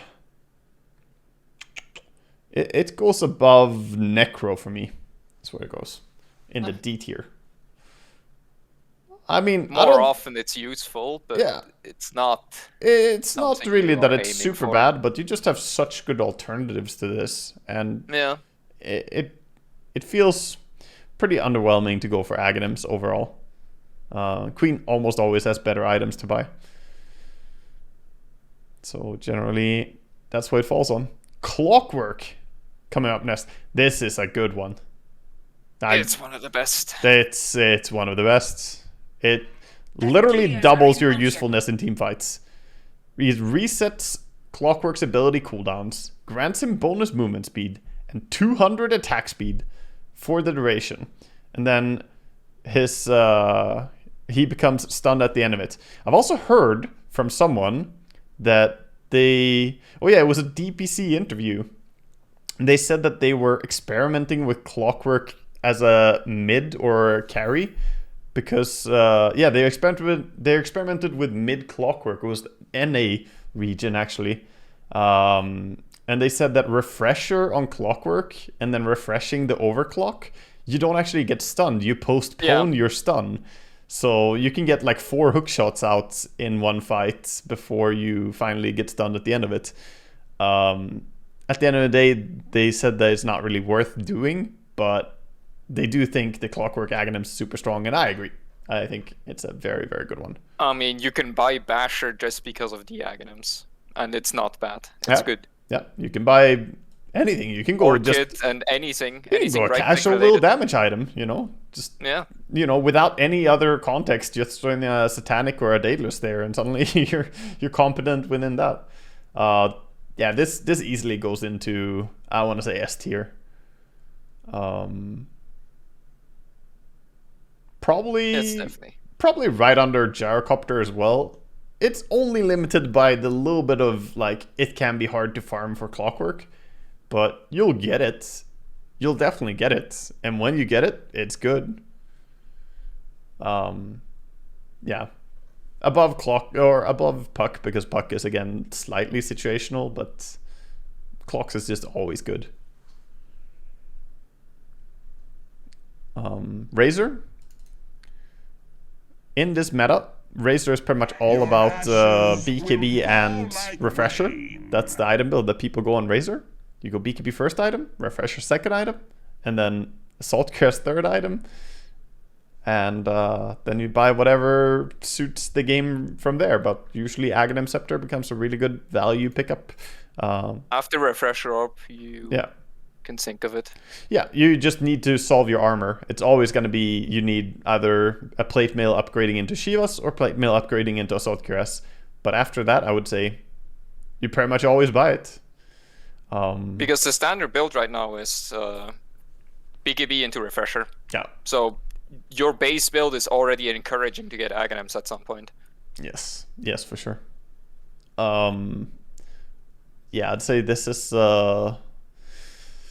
this is a really great one too. I do think the impact of it is not quite as big as like Clockworks or Pucks or some of the other S tier, but I easily put it somewhere in A tier.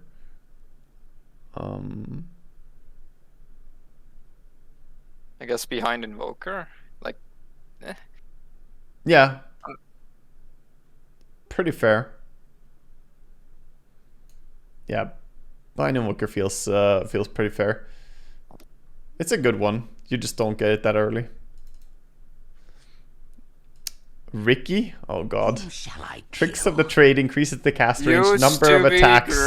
Allows you to target allied hero, hiding inside them. Hits 2 targets per attack.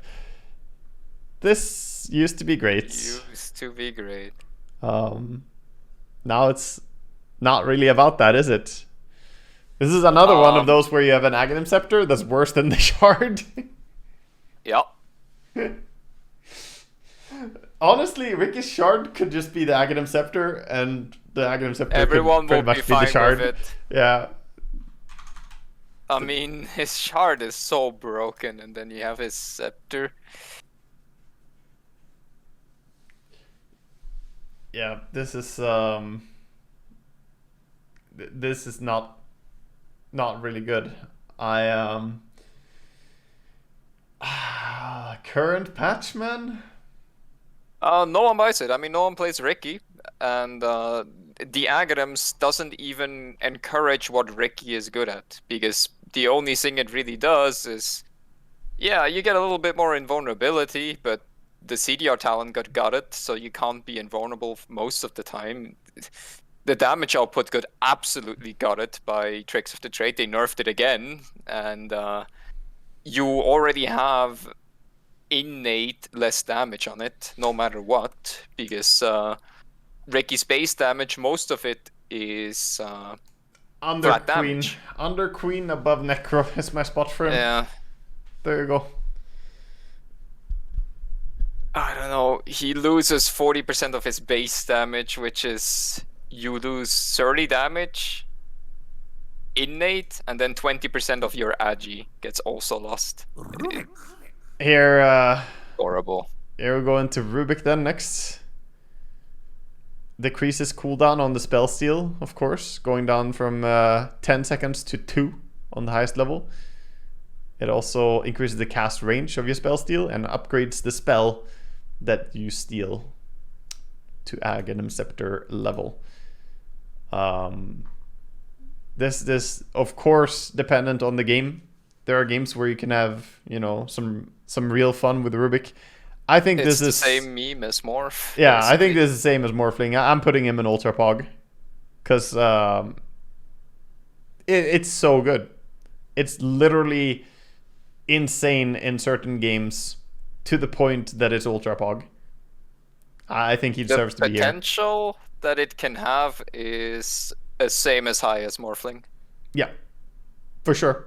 I mean, like I said, the biggest ones are pretty much stealing OD in prison. You know, there's a lot of good spells that exist, but there's some basic spells, not even long cooldown ultis, just basic spells like OD in prison that will destroy stuff if you have Aghanims. So yeah, that paired up with the fact that a lot of Aghanims abilities are just straight up gonna win the game. Yeah, this goes into Ultra Pog.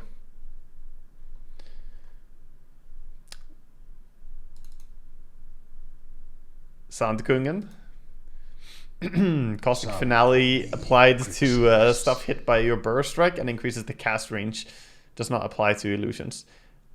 The Caustic Finale part is like almost, I don't want to say irrelevant, but It's kind of whatever. it's not why people buy Aghanims on Sand King.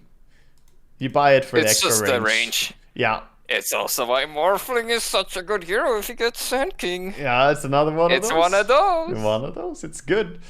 I'd say B tier for Sand King. Yeah.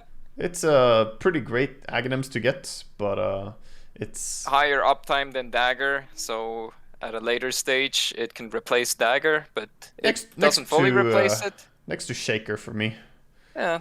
I mean, they do the same thing. Yeah, same thing. They're both heroes that buy Dagger, and they both like Aghanims as additional movement. Yeah. Alright. Shadow Demon. We gotta keep going, man. This is so many heroes still. So much. SD, you get 3 charges on the ulti. Also break.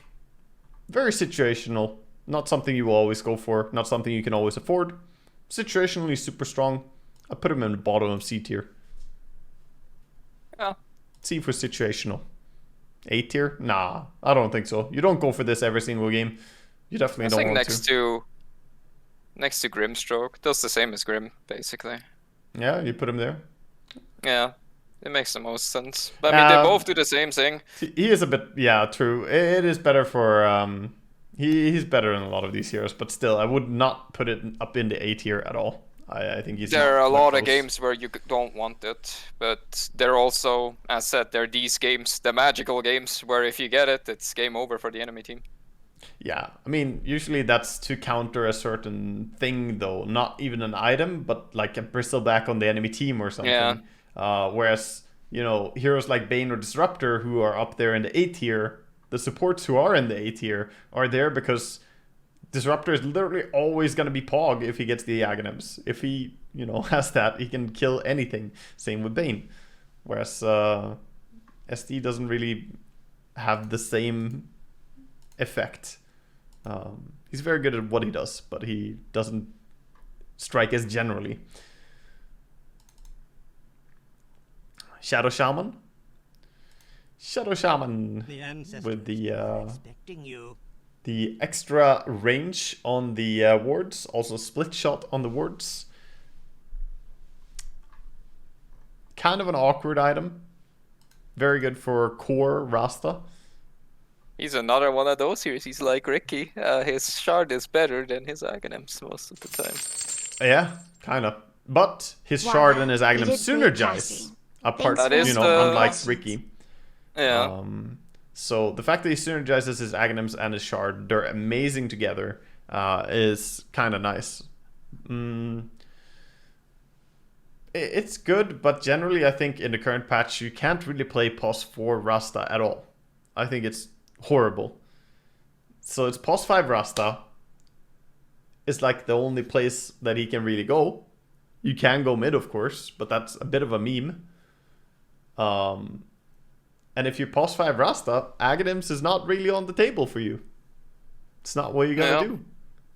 You get a Blink Dagger, Etherlands, Glimmer, and then the game's over. That's 6k gold. Yeah.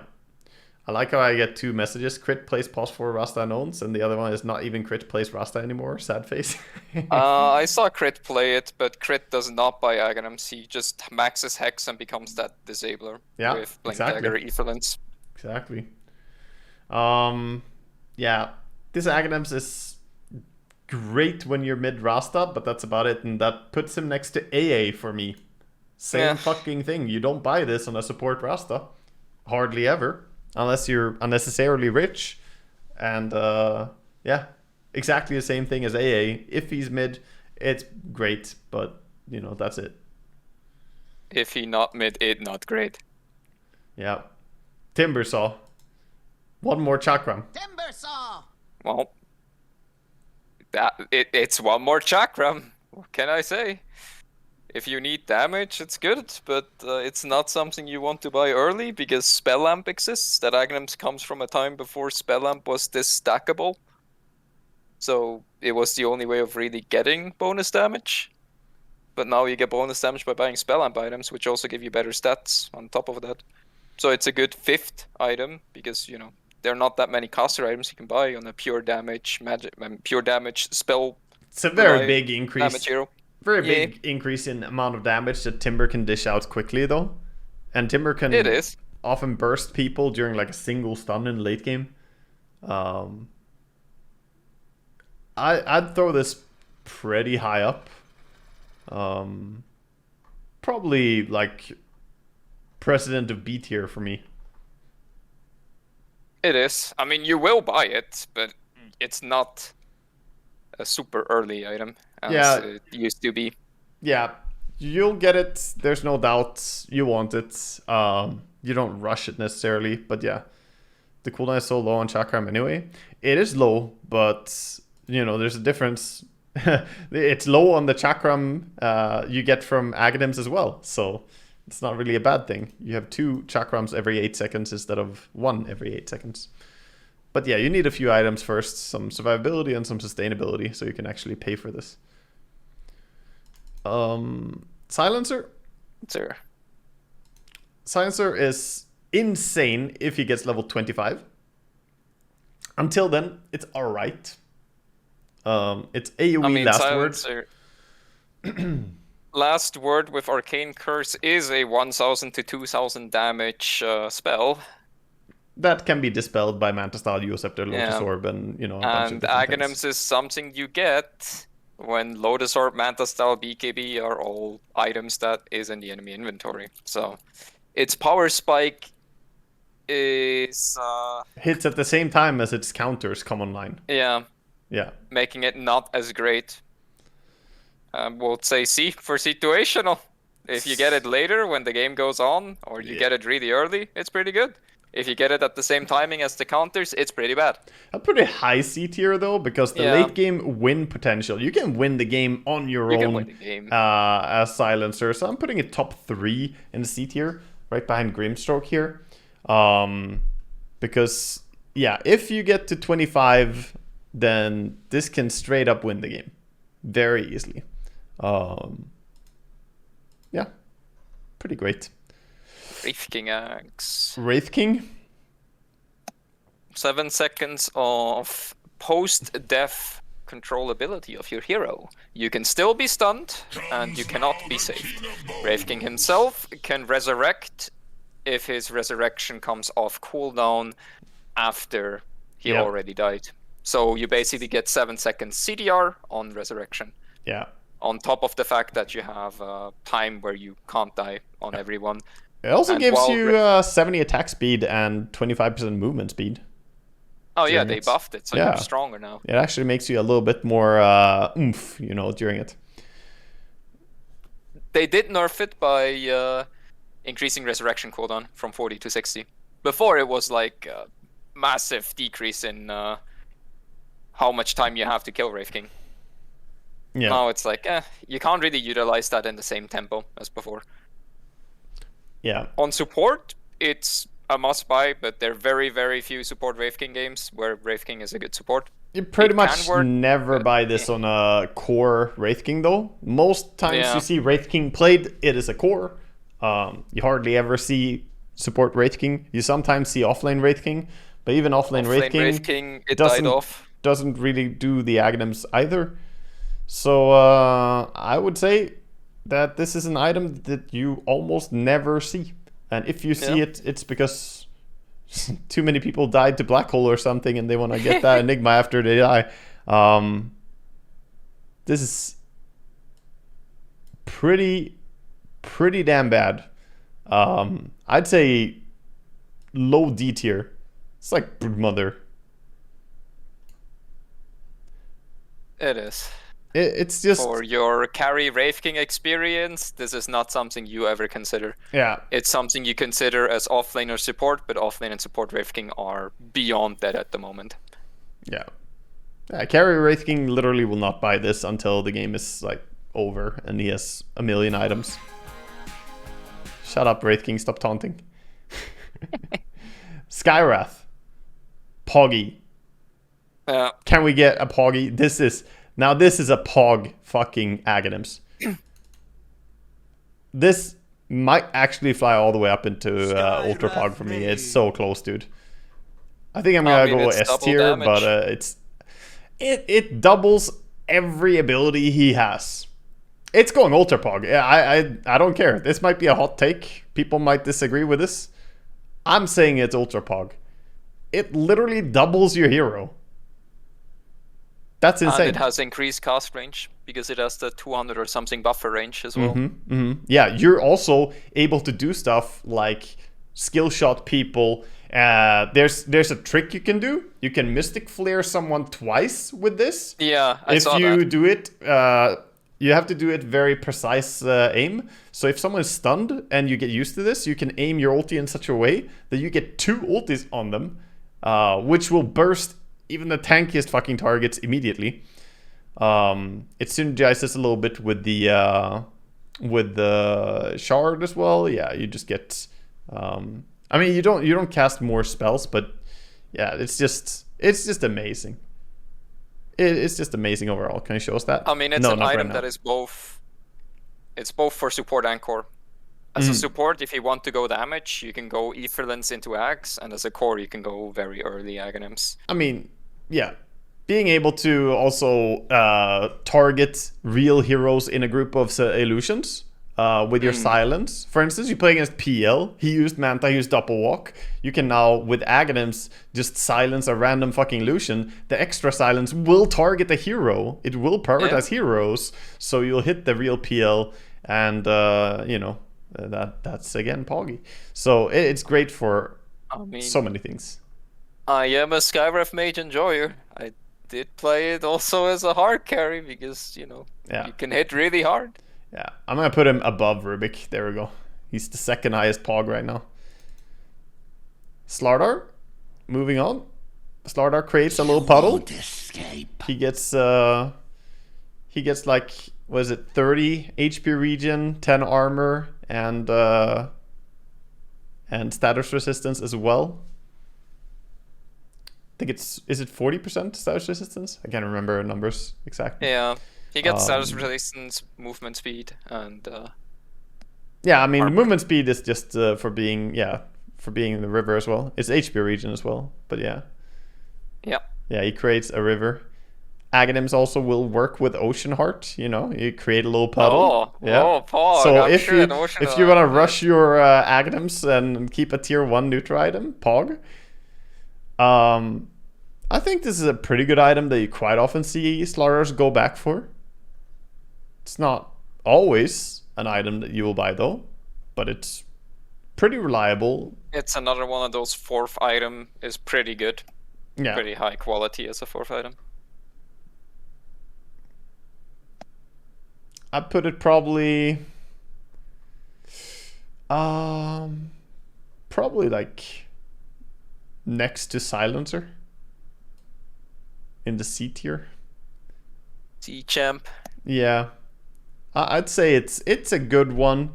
You do want it as a starter, but you don't farm very well, and there's a few other items you want, so that's what's holding it back from being higher tier. It's a great Aghanims. It's not really that low because the Aghanims is weak. It's just that you gotta get your Blink Dagger or whatever. You want to farm probably a BKB. Skipping BKB for the Aghanims can be done, but it's a bit risky in some ways. I've seen, I've lost some games because people doing that. Yeah, I think it's about there. Next up we have Slark. Double pounds. Yep, Slark is pouncing more. Just more range and 2 pounces. Pretty great when you're winning, pretty bad when you're losing. I've also seen it be Grief. I saw it purchased early in the TI games, back when TI was being played. Yeah, I remember Black. Over-pouncing and then you... Yeah. I remember Black being super tilted at a certain Slark player for going like first item Aghanims and joining fights instead of just farming. But if you're winning already, then it's really cool. I don't know. There's one downside, which is it does increase pounds cooldown from 8 to 10. Which is a little Does it actually increase the cooldown? Yep. It's the only Aghanims that gets charges and increases cooldown. Why? That's so Because dumb. it was so strong, so Ice Frog was like, well, guess if you get it, you have more cooldown.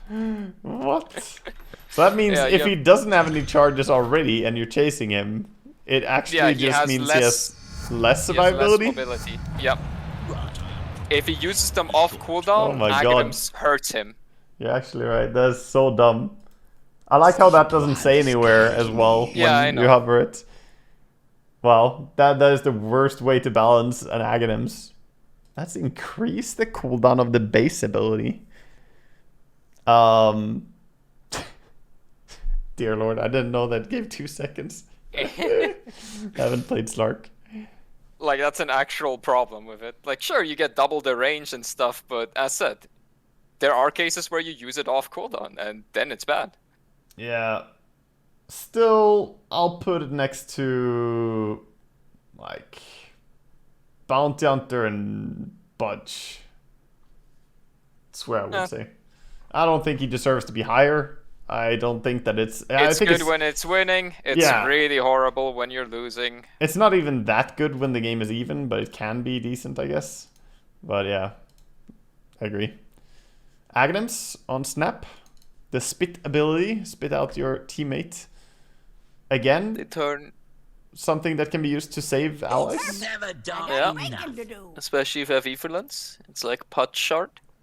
Yeah, a little bit. It also is pretty nice because if you go for that and the shard, you actually have 3 stuns on the same hero. You can cookie, you can blast, and you can spit out. So you are just a walking chain stun at that point, which is pretty cool. I think it's pretty damn strong Aghanims. It was a little bit overrated when people didn't know how to counter it. Like, it's not that strong that it's uncounterable like people thought it was Yeah. at the start. But, I mean, if you're next to any creeps, you can always just eat a creep and then toss it because it has no minimum range. Like, the minimum range is enough for you to just Yeah, it's extremely unlock small. people. Yeah.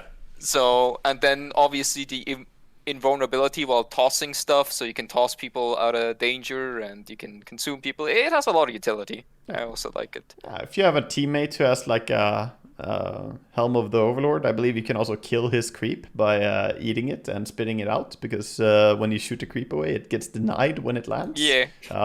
So if you got a teammate you want to grief, you can always get rid of his creep by spitting it away. What the fuck did you say to me? I buy Aghanims. Fuck your creep. Oh, nice Overlord you got. Yeah, I put this in high B tier as well. Yeah.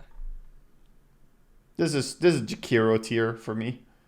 Same thing, very good, just great Aghanims, can be played around, but it's Hero still that very can also valuable. farm in all positions. Yeah. Can farm on 5, can farm on 4, on all positions.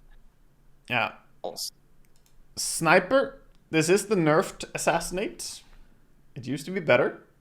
It used to be I go brown boots, Aghanims, pause for sniper. See you soon. Yeah. I still think that is actually very good with coordination. This is the type of item that is really bad in low MMR, but a lot better in high MMR games because of synergy and coordination. But that said, the nerf was pretty big to it. It used to be the stun was what, 1.5? Now it's 1.75 on max 7.5? level. Right. Yeah, and then they made it static, and then they nerfed the static. Yeah. And you lost the 10 talent for CDR. You Yeah. lost overall. Yeah, it's still fine. It's still really good on support. It's still really good on mid control. I play the mid control build sniper. I'm a big enjoyer of that. I'm level 24 Dota plus sniper, and I play the Aghanims Mjolnir build with Shard and E-Blade, and people do not do anything when you do this to them. It's It's Yeah. insane lockdown. For I'd- high MMR and professional, it's still good. Yeah. It's Not still- amazing, but it's good. Yeah, I'd probably put it around like Pango tier for that. Yeah. Somewhere here. It's where it fits. Oh, did I say Mjolnir? Yeah, Gleipnir. Gleipnir, of course. Alright, we have Spectre. The Shadow Step, which was previously very popular in this very same patch. We saw a lot of Spectres go for the Aghanims. Still great. Still fantastic, I would say. Shadow Step is a great ability. It casts a Spectral Dagger on the target as well when you haunt. This is A tier. This is A tier. For It's sure. still extremely good. It Maybe does even higher. what Spectre wants. I think this is S tier. I It think should be. any Spectre in the current patch will go for this. And you will enjoy it. And there are a lot that also build around it with Orchid Manta style, for example. This is right up there, I would say, with Gyrocopter. Literally one of It the has best. the same level. Yeah, literally one of the best Aghanims in the game. It applies so much map pressure, because if you're alone and they have vision and Spectre has Aghanims plus one item, you're done. Yeah. Also, the 15 talent synergizes with it. You get 200 more damage in total. You get 100 for the initial dagger, then you jump in, you use your dagger, True. instantly taking 800 damage. No, 340 per cast, I think, so 700 almost. Yeah, it's great. It's just fantastic. You can kill stuff and jump out so easily too. We have Spiritbreaker coming up. Spiritbreaker reduces the Church of Darkness cooldown, cast point, and makes it pierce the magic immunity. So you can charge people who are beat. This is fantastic. You see people go for it all the time. Very, very common. This is what people buy. Spiritbreaker is really, really common in the current patch as well. And you almost always see him go for Aghanims. It's the exact same build. Double no face boots, Aghanim Shadowblade. Yeah, Let's go.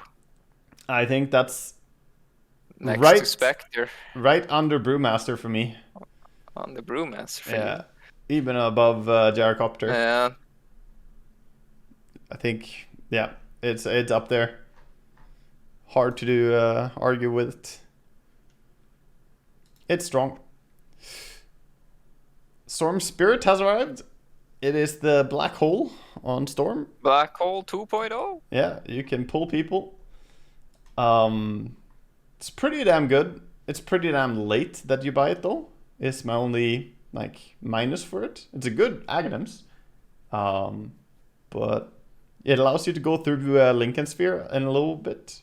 But that also means you can't remove the Lycan Sphere and silence someone. So it does take away some utility. I put this probably above, right above Gunka, I would say. It's good, but Yeah. you don't really buy it that early. It's a late game option, a late game it's option very good. and a good one. But you can't play your hero at the start of the game around the fact that you want that. It Yeah. just kind of happens. Yeah, it will happen eventually, and it will be good, but it's not, it's not really completely insane. Sven was gutted, his Aghanims. It was insane. One night at your service. It used to have the Dispel on the Stormhammer as well. Now it just increases the cast range on this Stormhammer and transports the Sven along the Stormhammer. So no longer that. But it's, we don't see it. I can't remember the last time I saw this. Yep. I mean, to get the old Aghanims, you need to pay 1,400 gold extra. Oh, we're gonna put it And it's next still- to the We Used to Be Great? Yeah, used to be great, gang. Used to be great, gang. Fuck, here we go, boys. Fucking boomers. The boomers of the Aghanims. Literally boomers. Our Aghanims used to be so good, guys. Yeah. That's it, man. Don't need to say more. Fucking boomers. The fucking boomers. Next up, we have Techies. It increases cast range of proximity mines. It increases the cast range of stasis traps. It allows for minefield sign to hide stuff. It also gives you cast range and damage on remote mines. This is an insanely good Aghanims that you pretty much always want on Techies. This is S tier. I don't think you can call it anything else than S tier for Mr. Techies. I mean, doesn't matter which position, doesn't matter what type of game, you always go Aghanims. It just buffs your hero. Yeah. I put him right under Spirit Breaker even. Rkwarden being pushed down again. I think he's top 3 in the S tier right now. This is just such a great Aghanims, and you Soul Ring pretty Aghanims much always every get it. game. Yeah. I've never seen a Techies that doesn't go Aghanims, because you have to. It just buffs your kit. Next hero here, I'm not too sure about, man. I don't know what to say about it. It's the TTA. Yeah. Ass in. Ass in. The best ass in. TA Aghanims is good. It's a win more Aghanims in many ways. It can get you back into games that you're currently losing. It's definitely not dog shit. It's not D tier either. But it's also not really up here in the high tiers. It's a situational Aghanims. It's great when it's great. I put it right below Slardar in this list. The Aghanims itself takes a bit of getting used to get value out of and to know what to do with. But this is a situationally amazing Aghanims that, you know, sometimes we will see people go for, but a lot of times we will see people completely ignore it. In competitive, in high-level games, TAs will just straight up not buy it and buy other stuff. Personally, as a TA spammer, though, I will make TA Aghanims be the best item in a lot of my games, but that comes down a lot to having practiced the Aghanims. It is definitely one that requires practice. It's not an easy one to use. Yeah. Isn't that more or less the same thing as Spectre Aghanims? Nope. Not even close. Also, there's a lot of implications. Spectre Aghanims allow Spectre to gank while she can just focus fully on farming. Spectre is a carry hero, so she just keeps hitting creeps while also increasing her ability to join fights. TA is a hero who wants to be, you know, farming, but also wants to be there for a lot of fights. She wants to take row, she wants to push towers, wants to do things all the time because she's not a carry. She's a mid. So the two are fundamentally different in my eyes. EA carry is popular in this patch, though. Yeah. Very popular. Yep. True. But even for that, it's not like you get Aghanims on TA and suddenly you automatically cast Refraction every time you use Trap or something. Like, you automatically dagger stuff when you haunt with the Spectre. That's big. You're able to kill stuff globally very strongly. Alright, Terrorblade. Terrorblade is causing Terror Wave, which fears people away from him, emitting from him, and he gets 10 seconds of Metamorphosis. I think most of the time you don't buy this item for TB until very late into the game. Buy it as a final item. It used to be at the point where you buy it instantly, but like as a third item. But yeah, in the current patch, it's not now the though. Patch before, you prioritize it as a later item. It's a really nice item to pick up, but it's not a game-winning item. I'd set it next to the Centaur. Is where I put him. It's C tier for me. It's great. but yeah, you just generally don't see Terrorblades want to buy this early or go for it that often. It's usually just a final item. A great one at that, but not really like game-breakingly so. Tidehunter? Tide's pretty value. AoE Gush. Most well. offlaners do that, and sometimes mid lane. Yeah. Synergizes well with the Gush minus armor talent. Or even the Gush damage talent. and Gush slow talent. You know, he has 3 Gush talents. He has 3 Gush talents in a row that you could take all of them very easily. And suddenly that Gush becomes really annoying. It's always good.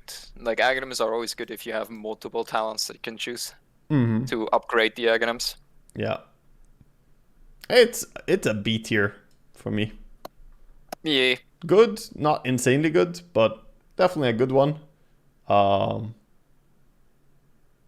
Again, probably putting him next to Storm. Yeah. Around there. Feels right. I put him next to Gunka, so we were very close. Yeah, it's next to Storm Gunka for me. Yeah.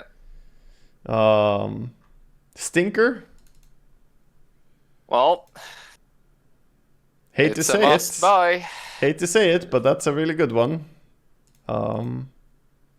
Fucking Tinker, dude. It increases his damage output, it increases his range, and it makes his laser bounce. And since his laser has AoE, you, I think, can affect the same target twice. Yeah, I think around.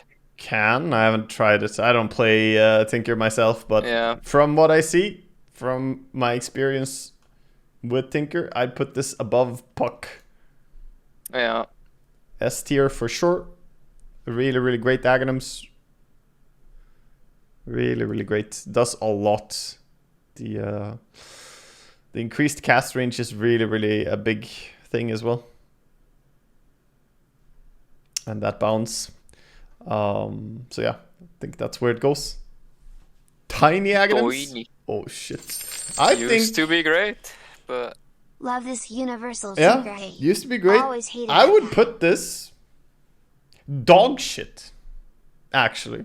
at the moment, At the moment, I think Tiny Aghanims is dog shit, because even though it can situationally be nice if there's a lot of trees around and the enemy are very stacked up and you have time to do your stuff without them being able to get out of it quickly with 4 staffs or anything else, yeah, okay, you can maybe do some damage. But that's on a long cooldown as well after you do that.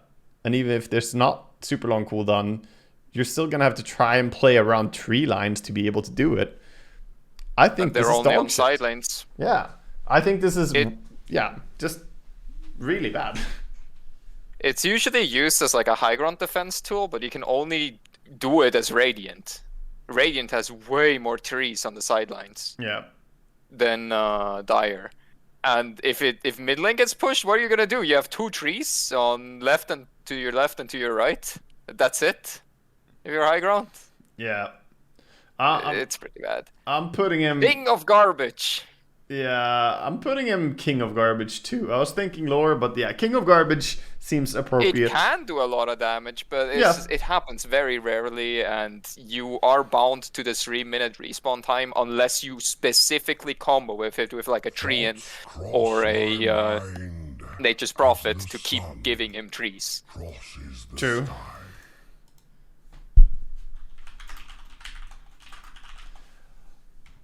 Next up, we have Treant Protector.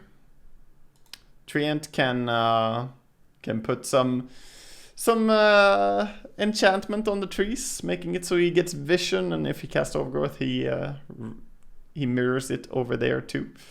He also makes it so that trees globally respawn after 10 seconds, and he has 3 charges on Ice in the Forest. Yeah. The charges made this a lot stronger when they added that. I think though that this for high level Dota is really low rated. It's not what you pick Treant for. This is an item that scales much better in anything below like 4k MMR. And since this is mainly a rating we're doing for competitive level, high level Dota, Mainly, I mean, we don't see Treant Aghanims. We don't, I and have if not we do seen see it, if we do see it, people buy a gem and they buy Quelling Blade on support, and then Treant just wasted his gold. People laugh at people who buy Aghanims on Treant in high MMR. It's like, okay, waste your money. I think this is dog shit. I would say it's yeah. it's gonna go right below tiny for me. It's not complete like horrible dog shit, but it's not good, man. Do you feel like he should go somewhere else? Because No, my feeling at least. in high MMR, no Yeah. one buys it. That's the thing. Like anything but high MMR, it's good. Games take longer to end. People are greedier, and people are bad at like dealing with it or not really understanding what's happening, or whatever the fuck the reason is. But just the main reason that games take longer to end is already a good reason. Yeah. Also, people being worse at warding and dewarding. Those two combined make Tree and Axe a lot better than it is in high MMR, particularly in Immortal and professional play. Here we go, a pretty high value one. We got Troll coming up next. Troll gets value because he can dispel enemies or himself, both on extremely low cooldowns. This is A tier for me. I'm putting him It's really good. above Razor, right under Invoker. There was a time where Troll Warlord turned into a mid lane caster because the item was so good. Yeah. But the patch changed, the Aghanims is still the same, and it's still very good. Yeah. But Troll is just not that playable. But when Troll is more playable again, you will see Aghanims pop up. Yeah. Still fantastic. Fantastic stuff. Great to have. And very problematic to play against because you can dispel everything. You have Ghost Scepter? Nope, not anymore. No Ghost Scepter. Also, it makes his ultimate a lot more reliable. Yeah. Tusk, he gets the Keck. I had that in my anti-mage game, and it's like Templar. I would say you put it next to Templar because it requires a lot of skill, but it's really good. You can just put people out of position. You can't help them. They did buff it by. I'm gonna put it even higher. Actually, I'm gonna put it up by Phoenix Dark Willow, just because I see it quite a lot in high level games. Saw it a lot in the DPC as well, or at least a few times. And when you see it, it's really good. The impact you can have is nice. They changed the thing to, instead of you click on someone and you kick them forward, you have the tiny AoE like toss.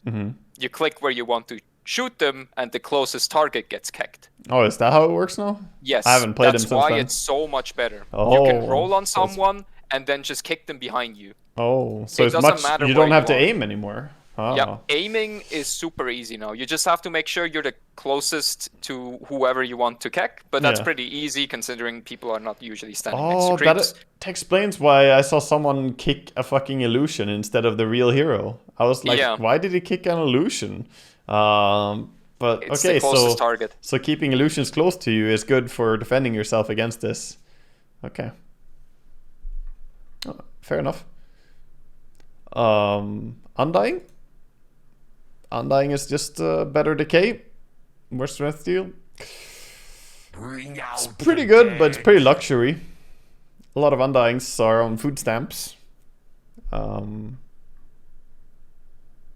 it's pretty decent, but I think I'm gonna say that it's bottom C, all the way bottom C. It has its fucking place, but I think a lot of times it's not what you're gonna want. It's not what you're gonna go for. The alternatives, even for core Undying, are kind of better. Yeah, there's a lot of good items that you can go for. Now we got Ursa, who can cast his Rage during disables, and he also gets less cooldown on it. Not an item you will go for very early on Ursa, but you will get it. You will get it. Probably as a 5th item is usually around the timing. 5th or 6th item. You definitely don't want it in the very early game, but yeah, down the road, it's great. Think this makes you so survivable. It's like a bottom A tier for me. I'm expanding my A tier a little bit here. All the way bottom A tier, but great Aghanims. All the Aghanims in A tier are fantastic, so it's not like I'm saying it's bad. It's just feels right around there. Vengeful Spirit. Very common that we see Venges want this item. You get to die but still be useful. Great for all the feeders in the world. The illusion is technically stronger than you in some ways because it has 12% movement speed buff. And the insta refresh, which means as long as you get your spells out right before you die, you can do it again. And if you're dead, you still farm experience with your illusion. I'm putting this between Ember and Bane. I think this is an A tier item. I think you always go for it, pretty much as a venge. I don't know. I don't have much else to say. It's just. I mean, it is Vengex. Yeah.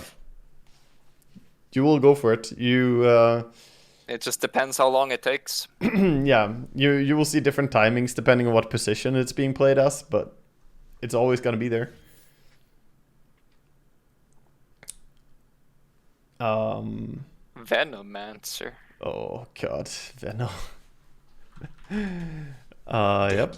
To the touch. It's more damage and less cooldown on the Poison Nova. I believe more percentage-based damage as well. We saw a Chinese game recently where Veno did 230,000 damage in a pro game with Veno. He did indeed have Aghanims. Even so, I'm not a big fan. It's more of what he already has. That's it. Mm-hmm. If you feel like you need more damage and you can hit your ultimate, then it's good. But synergizes greatly with your 25 talent, right? The Poison Nova 640 AoE increase.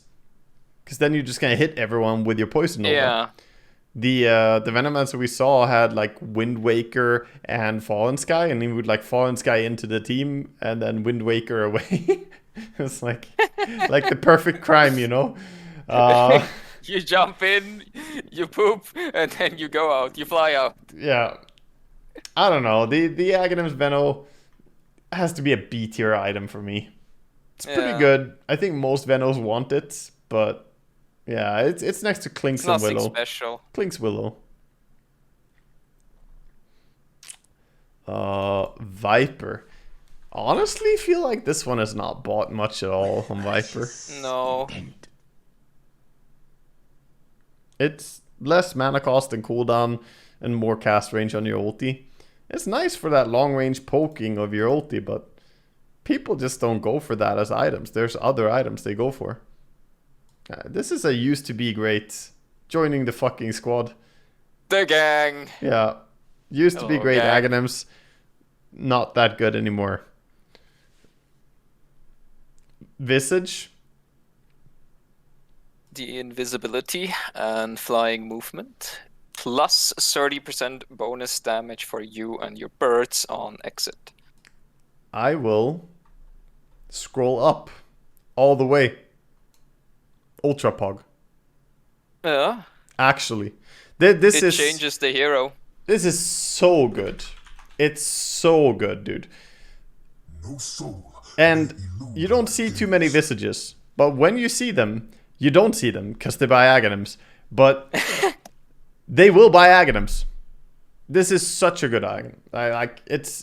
It's crazy good. You get 20% movement speed. You get flying, which is already great. You're invisible. You do 30% more damage when you come out of it. It's great. It's literally just insane. Yeah, second item every game. Pretty much, dude. It's up there. Yeah. Most people go Orchid Aghanims or maybe Medallion Orchid Aghanims. Yeah, or drums. Yeah. Yeah, you drums is also good. All these type of things, but yeah, you always want this Aghanims in your first 4 items you buy. There will be an Aghanims for sure. The thing with it is that the main problem with the chance is following his birds so that he's always on time, and this Aghanims solves the problem. Like, you just follow them. It doesn't matter where you're moving, and you don't have to move as sneaky as before. Yeah. Because sentry ranges is a lot different than high ground wards that you have to take care of. True. Void Spirit. He gets the silence. He gets the 2 pulses on his resonant pulse. Yeah. I think pretty much every Void Spirit out there will buy this shit. This is an Support item. and core. This is an item you always go for. You always go for it pretty early. That puts it pretty damn high up in my rating. For a Void Spirit, I would say this is sneaking its way into S tier. This is under Tinker, above Puck for me. That's where I put that. It's a great Aghanims. Absolutely fantastic.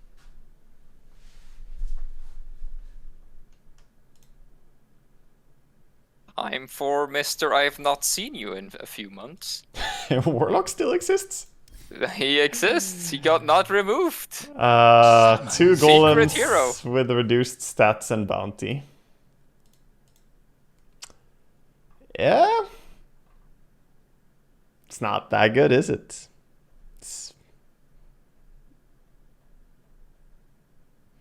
I mean, the fact that the golems get weaker can also grief you, which is really dumb. Yeah, against The one AoE good damage, thing- kind of. Yeah. The one good thing is that they have delayed spawns. They added that. A little bit of So- chain stun. Yeah, you get a bit of more stun. And the damage stacks, the golem aura stacks. I feel like when I buy Aghanims on Warlock, though, it's just a worse refresher. It is. Anyone else feel that way? Because it's like, I paid 4.2k gold, but if I had paid 800 more, I'd have more, you know? Like, it would just straight up They're be stronger. Yeah. They're literally stronger. I mean, it's nice if you have that with refresher, but you never have that You kind of want cash. both, but Yeah. you don't have both on Warlock because Warlock is gonna be a +5 that is not gonna have. You that realize you're much just net worth. gonna, yeah. You realize you're just gonna suck a dick and upgrade your, you know, your magic stick so you can heal people more. Like that's what you're Yeah, gonna then do. you go shard and you just Yeah. heal people, and that's your life. Yeah. But you're very unlikely to go for the PogChamp Aghanims because back in the day, the Aghanims was good. Used to be because great. Oh no, no, Used he's to be there. great. He's It's in, literally the boys. he's in the boys squad. Fuck. It used to be great because there was no alternative. There was no Boomer Glimmer, Club. there was no Holy Locket, there was only Aghanims Refresher. Those were the only Warlock items. And now, look at him now. The boomer club of Aghanims Scepters. Dude, Sven hanging out with Viper and Warlock like, hey guys, remember the good old days? Alright, next up, Weaver. Weaver, one of the most picked heroes in the entire damn pro scene right now. Insanely popular, almost exclusively played as a support. And his item that he wants in every single game is Aghanims. This is undoubtedly, for me, S tier. Yeah. I think I can't put it anywhere There's nothing else. to argue about. Even No. after the range nerfs and cooldown increases, it's still really good. Yeah. I mean, when I cast DPC, he was like the top 3 most picked hero in both Europe and NA, I think, or most contested. And yeah, he goes Aghanims every single game. That's literally what he does. And the Aghanims is great.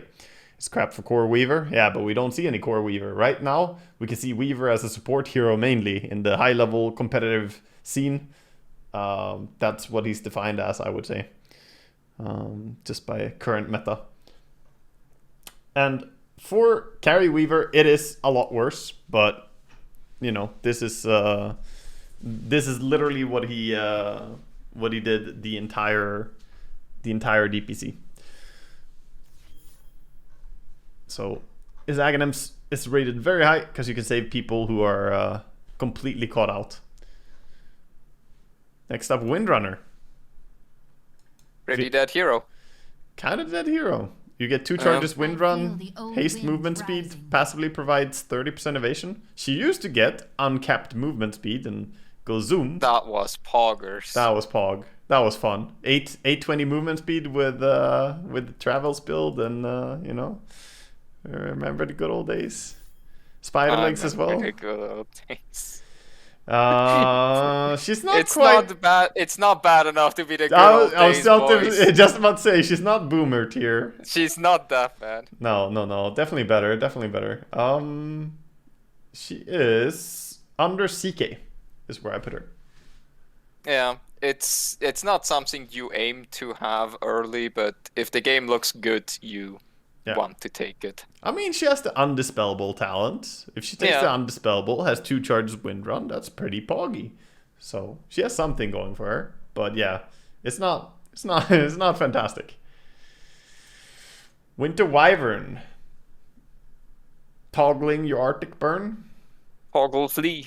You also get increased movement speed now when you do it. It used Yeah. to not give you that. And that was a big buff. Movement speed, and they reduce the mana drain. Yes. True.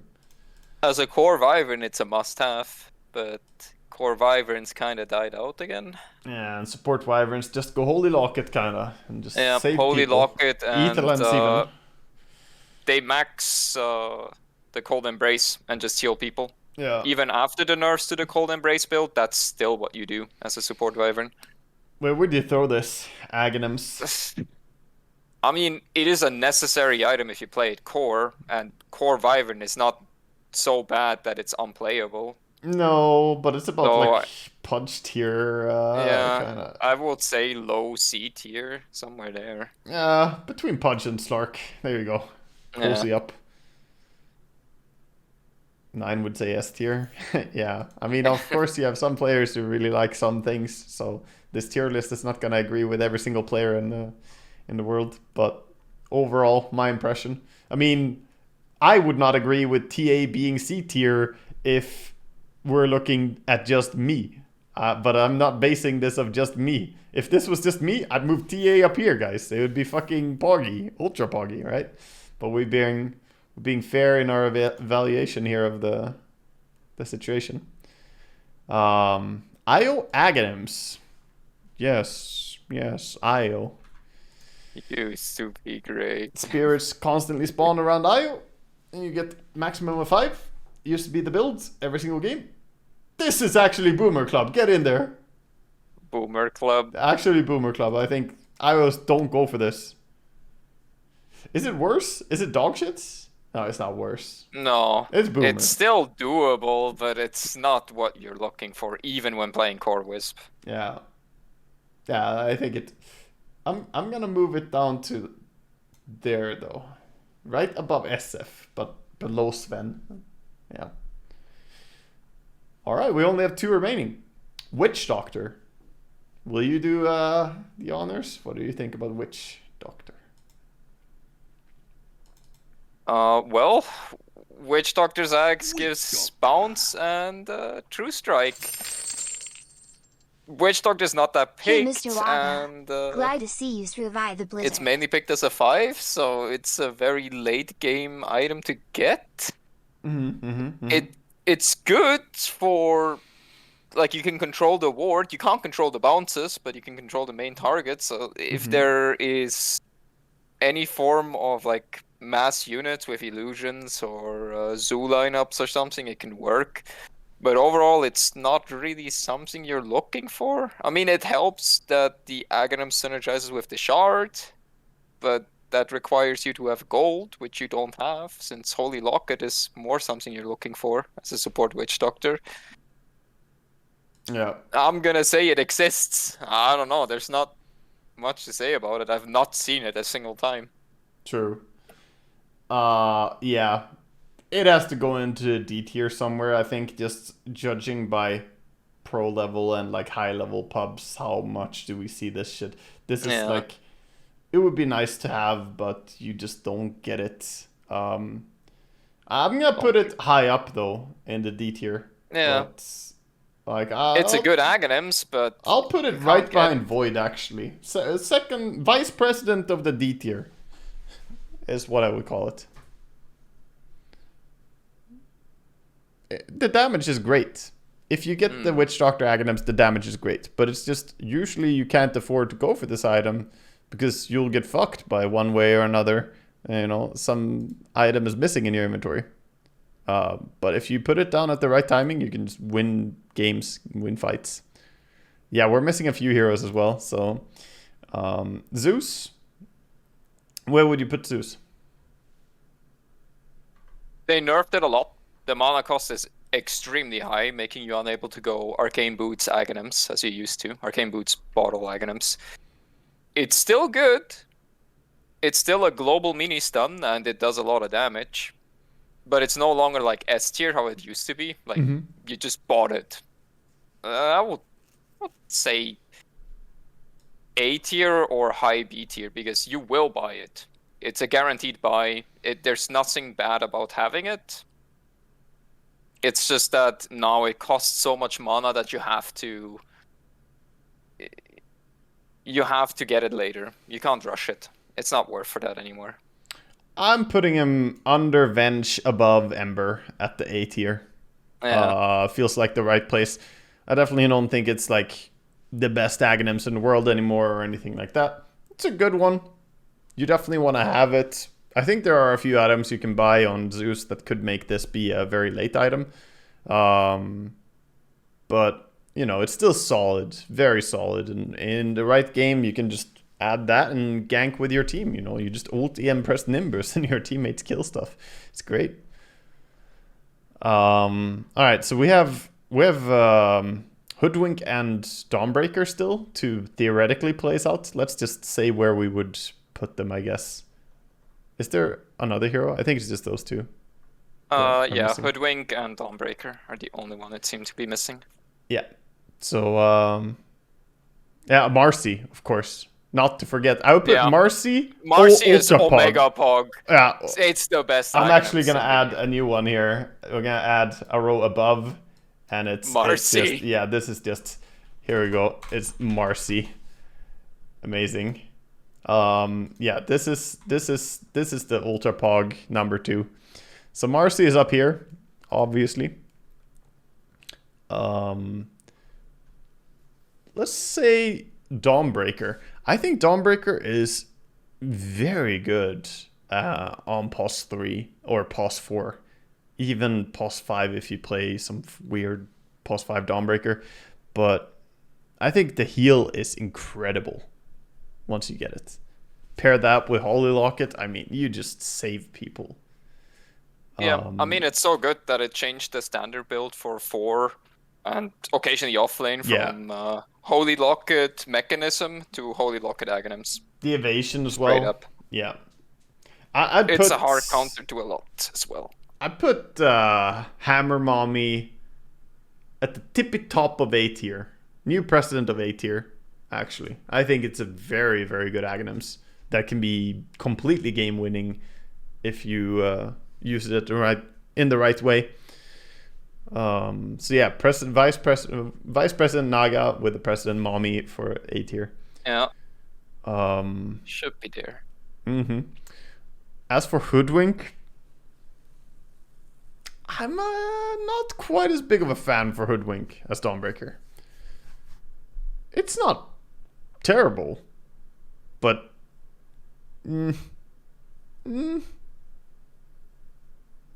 yeah, it feels like a luxury item. It feels like an item I rarely see people get for Hoodwink. It's a lot of other items being like more priority.